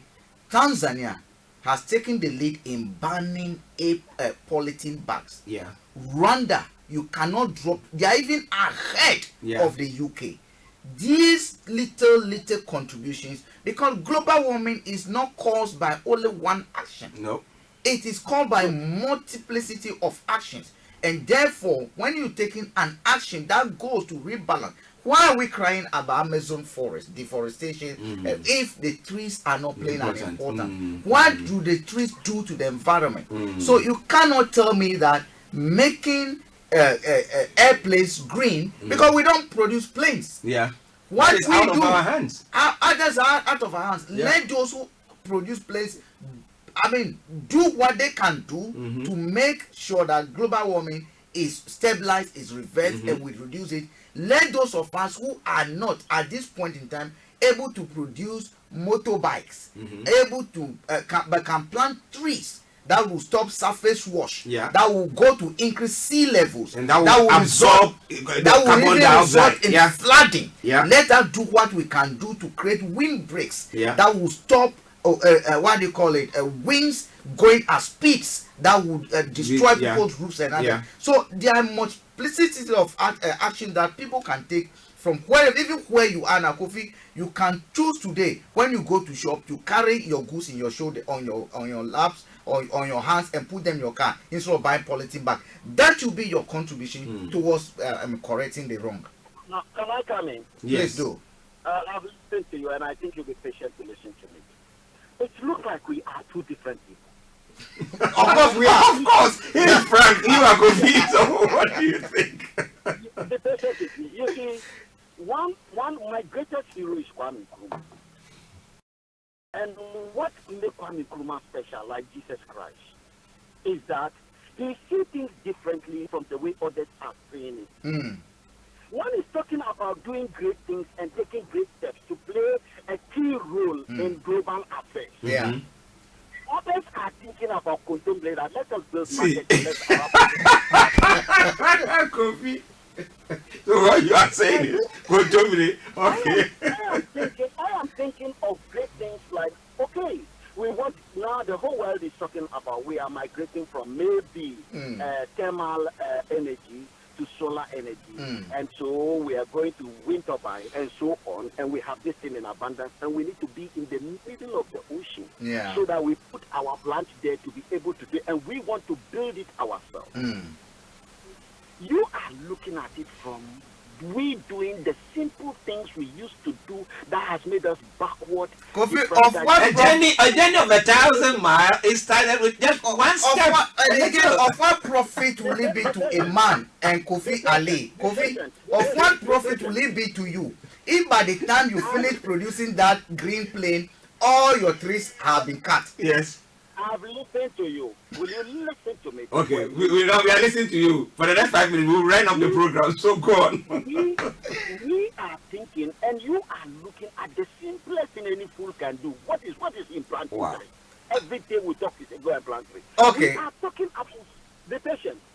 The people who plant the tree don't even have food to eat. They don't have houses to live in. We are seriously talking about. If you are not making plane, is it a curse? Let us also think of making plans. Kofi. And this is where Kofi. the ECOWAS project. Okay, Kofi. ECOWAS project based on false premise, because if you're thinking that people, the people who will be planting the tree do not have food to eat, we then have to start looking at how their environment is being degraded, what has contributed to that degradation. And I'm going to recommend a book for you now, Kofi. You better go and read it. It is called Small. No, hold on. It is called Small is Beautiful by Shoemaker. Go and read that book. When you go and read that book, probably your possession. I listen to you when you are speaking until you finish and I come in. But when I come in, you can't and you lump in. Okay, go on. We said people do not have food to eat. And the simple reason is that, one, the competition with the rest of the world is against them. Two, the mechanical means they use in producing food is crude because we are disadvantaged. And therefore, we are mobilizing resources since individually these things have become very difficult for us. So we are expanding our market, expand our concept of sovereignty, open up and do great things. And what are we arguing on here? No, we should go and be. The tree you are going to, the people you are talking about, we have trees for God's sake. Our problem, the aeroplane is polluting the place. Kofi, we are listening. So it is, you see, it is this disagreement on very important things that is making it difficult for us. We said, these same people that are suffering, why can't we turn them into those to live in the day? Kofi, your argument is not. Kofi, your argument is not. Look, my daddy, my grandfather, my grandmother in the village today are not taking planes home. No, they are not. They are in their village. Okay, they are not in they are in their village. So they don't take planes. Are you getting me? Behind my backyard in this country, I have no place to go and plant trees. Okay, I have no place. The action that my grandfather, my grandmother, my siblings, and my uncle, your uncle can take today is to be able to contribute their quota. In one every form. little help. So do not say that big. I mean, Kofi, let the big players play at the big level. Football, when they are playing, even the linesman has a role. The spectator has a role. Do not think that because Ronaldo is a good player, he alone can go there and represent all the 11 players. No, we can't do that, Kofi. We cannot play at our levels. You see, your grandmother, your grandfather in the village, they are not animals, they are human beings. Yes, they are. And you don't tell me, be patient with me. You don't tell me that in the election in Ghana, your grandmother, your grandfather, and your whoever you have, are so hopeless that they don't know what should be good and who should lead in doing that. You won't tell me that. And we then said that, listen, the people of Benin are involved in something. Right. And the people of Nigeria are involved in something. Right. The people of Ghana are involved in something. Correct. And we want to make decisions on how that issue will be addressed. Right. And we said those two will make that decision in the parliament, like you always go to your BBC parliament. Yeah. To let us hear the important discussion. I do hear EU parliament. Why don't you let these people that are your father and mother in the bush, let them have their say? In what? In the EU. Yes. In the ECOWAS. That is, the coffee is contradicting. The same my father and mother will have in contributing to the environment degradation is by planting trees. Yeah. That is a way of expressing themselves. Kofi. So your that's why you end up producing cocoa and you don't know what to do. So you're Well, telling me that because it's natural, any animal can produce cocoa. How we know? You see, you are telling me, you are seriously telling me that when election is taking place in Ghana, your father and mother don't participate in it because they are busy planting trees? No, they participate in it. They participate in it and contribute fully. And why do you think they participate in it? They participate in it because they want to elect their representatives, which is their civic responsibility. Thank you. Yeah. Thank you. Listen to me. Their civic responsibility now has extended beyond Ghana into ECOWAS. So what does that mean? Exactly what it means to them to vote for someone in the Ghana parliament. That is the same way it now means for them to be voting in the ECOWAS. Kofi. It's a decision Kofi. of whether we will be importing the rice to feed them or we'll be producing the rice. Kofi, do not confuse the issue. We were on climate issue here, okay? The actions and the laws that will be formulated at parliament, they can go ahead and do their job. But I'm telling you that at the micro level, each and every one of us has a responsibility. We cannot outsource completely our responsibilities to the authority of the state. My brother, you are a very difficult person to understand people. You said just understand that they want to vote. You said the decision that will be taken in parliament can be done, isn't it? And we are talking about ECOWAS parliament. You are telling us about maybe which parliament decision in Ghana, micro level in Ghana. You are confusing things. 70 years and has failed us. Kofi, assuming our mothers and our fathers and our grandfathers are told that, look, we want a representative to represent that in ECOWAS, and therefore we brought Mr. A or Mr. B to come so that you vote for them. Why wouldn't they vote for them? They will. But under the circumstance, the leadership are not giving them the opportunity, and they don't know what the ECOWAS is doing to benefit them. The problem is that voting for ECOWAS parliament is a panacea to all our problems, solving our problems. Yeah. The leadership is you. That's why you wear suit and tie in that studio, and you are defeated. The leadership now here is arguing that because it's not there, then nobody should do it. It is not there. It's your duty now to lead in getting it there. That's why we are debating it, because we are today. Tomorrow, some people will come and continue where we stop. We are not providing that leadership because that thing is not there and we can't lead. Our understanding of leading. So we, assuming there's no election in Ghana and nobody is voting for parliamentarians and they choose them, are we going to sit down or we say no? Yesterday they were not choosing them, but today is our time and we want them choosing. Okay. Okay. Good. So when you go to the ECOWAS, this is everybody's headache. Every food. Now, people in Ghana are on demonstration that they can't export their, even if it is going to be their chewing stick, Casapreco, and Casapreco to Nigeria because they have their businesses there. It's a big problem. Then we said, okay, let us make a collective decision on what to do. And what are you saying? Those who make the decision normally is the parliamentary business because the presidents are tied up in their countries. Their job is not to be making parliamentary decisions. And then we say, no, the parliamentary decision as ECOWAS is not being made. So we need to elect people to go and make it. Why are we disagreeing on this? Okay. I think we agree on it, but let me ask you one question before we run up the program. Have you petitioned the ECOWAS headquarters or anything about the fact that you think there is a need for us to vote for our representatives to come there? Have you done anything of the sort, or have you got a group of people who are doing that? To be frank with you, that question, you are the second person who is asking that question, and I think it's a very cheap question. And with all due respect, listen to me. Listen to me. With all due respect, when you are dealing with people like the ones we are talking about, even in Ghana, when we want something from the government of Ghana, we just don't go and start writing useless letter because nobody will read it. It will vanish in translation. So what do you do? What you do is organize yourself, especially now there's social media, and keep all the, now the president of ECOWAS has not said anything, and everybody is quiet. He has not organized an emergency conference summit on this problem. They've not done it. So if we are telling them that we know they are mad and stupid and imbeciles, they will hear it. I swear they will know that people want something to be done. And if you go to Hong Kong, what are they doing? They have a plan and they are doing something. Brazil, they are doing something.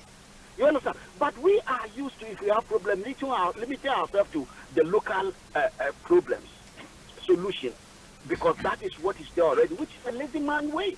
So we are saying that.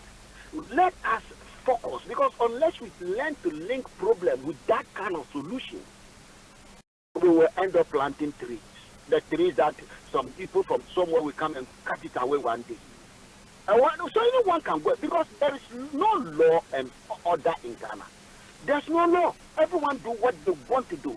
Why? Because the system is rotten in itself. Kofi, I disagree with you again on that. You cannot say there's no law in Ghana. The implementation of law is different from law being. No, Kofi, hold on. When I say Kofi, hold on. When I say I'm hungry, be patient. If I say I'm hungry and there's money in my pocket and I can't use the money to buy food, is there money in my pocket? Kofi, you are again diverting and deviating. You say when you use the language and say there's no law in Ghana. Say that, I mean, the laws are there, it's the implementation. And in most African countries, the issue about implementation of law has been our problem. Hello. Yes, Kofi, we have to sign off now. Yeah. We are going to sign off. But yeah. Let me answer Frank briefly. Frank, let us be mature. Writing law on its own is not enough. Nowhere. That's law, right? The police officer is going to work. Is he going to eat chewing stick? The law will then don't use the language, there's no law. So it's an implementation it's a matter of language, Kofi. Look, I said there is no law. By what I mean is that the law, if anything happens, then you miscommunicated, Kofi. Because communication must be a dialogue. You must speak and we must understand. Hello. And then I use the food and the money thing. That logically, right? We will say the thing is not there, because even if it is there, it's useless. Because if you have money in your pocket, there's money and there's food in the market, you do not get out of your bed to go and buy. You cannot say there's no food and there's no money. It is your laziness to move from your home to the market to buy that will result in food not being in your house. Listen, when we say you have food, the money in your pocket, and then you are hungry and you can't buy it, you can't get food, it means you don't have food there. You don't have money there because maybe you are actually not in control. I have money. You say I have money in my pocket and I can't get food to eat. So it might be that you can't get a bag that you want to eat. So on a lighter note, yes, let us take this issue serious. Global warming, you understand, has to do with some environmental degradation, dumping of waste from other countries. There are so many factors in it. You understand? Forests, people are cutting forests, people are doing whatever they do. And the demand is from the developed countries because they need it for their industries. Okay. And we can only control this. We have ECOWAS. You understand? By putting a common front on a serious. Do you know that one of the responsibility of the European Union, just equally as it is with ECOWAS, it is this environmental protection. How can you control Coca-Cola in West Africa? Alone? One country, the Coca-Cola run in all your countries? This is just one of our problems. Okay. So we are trying to tell you that let us be serious. The Europeans didn't become what they have become today by accident. It's by hard work and hard thoughts. Your brain must really be straight. Let us be serious. We wake up in the morning to talk. Thank you very much. But until we get the ECOWAS unified, we must continue to act in our own ways. And plant our trees. And plant our trees. Live responsible life. That's what we say. Hey, come, listeners, take actions wherever you are to protect. The interesting part is that you, with me, who is talking about tree every day, I don't think you've planted one. I have, so, Kobe. I have, actually. Last week I cut a tree in my house, so he destroyed the environment. And you brought your seedling, your tree seedling in Tesco. Okay, Kobe, thank you very much. Have a lovely day. Thank you. Bye. Bye. Well, listeners, that's how we do it. Frank, before we go, yes, actually, we'll continue to follow the political developments as I think today a lot of activities are going on tomorrow. Yeah. We'll be here. Our Caribbean music section, the DJs are taking over, and in the evening we'll bring them the other program. They should stay tuned. But my appeal, please download our app. Go to your app store. It's completely free, or Android or iOS, and just type in Starr Space Radio UK, and you should be able to see our apps over there. On that app, you can send us a message. You can actually even contribute to the program on that app. When you go, there's a section that says record. You press that button, you can record a voice note, and it will land straight on the consoles in our studio. You can send us an email, you can book an appointment, you can do anything that you want to do on the app. If you want to report for us from wherever you are, you can actually do it on the app, and you can link up with us on the app. So download, it's free, share it, tell a friend to tell a friend.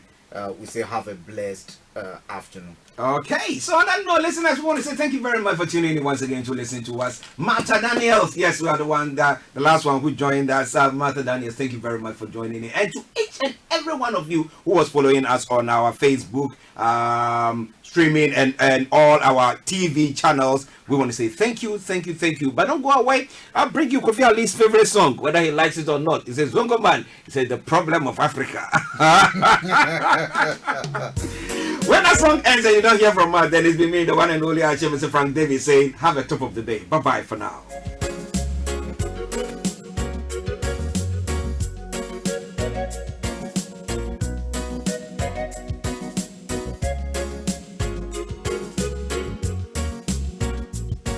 The problem of Africa is they leave. Africa.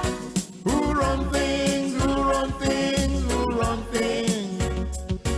The problem of Africa is they leave. Africa. Who run things, who run things, who run things. Them all go to universities. Universities award them degrees. Big degrees. Degrees. Big degrees. MSc in stealing. Bachelor of Arts, mismanagement. In your car, At work, at home, on your smartphone. This is Starr Radio UK. In corruption. Thanks for listening. Thanks for listening. Thanks for listening. Thanks for listening. Thanks for listening. Bachelor of Arts in discipline. MSc in embezzlement. The problem of Africa is they leave. Africa. Who run things, who run things, who run things. The problem of Africa is they leave. Africa. Who run things, who run things, who run things. Some of them went to London, London School of Fools, where they were awarded degrees in foolishness,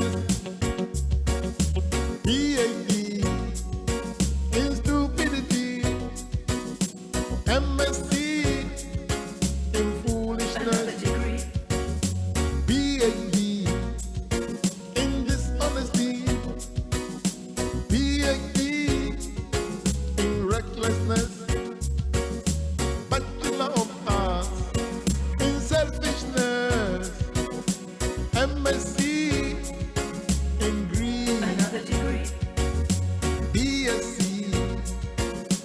maladministration, PhD, en quasi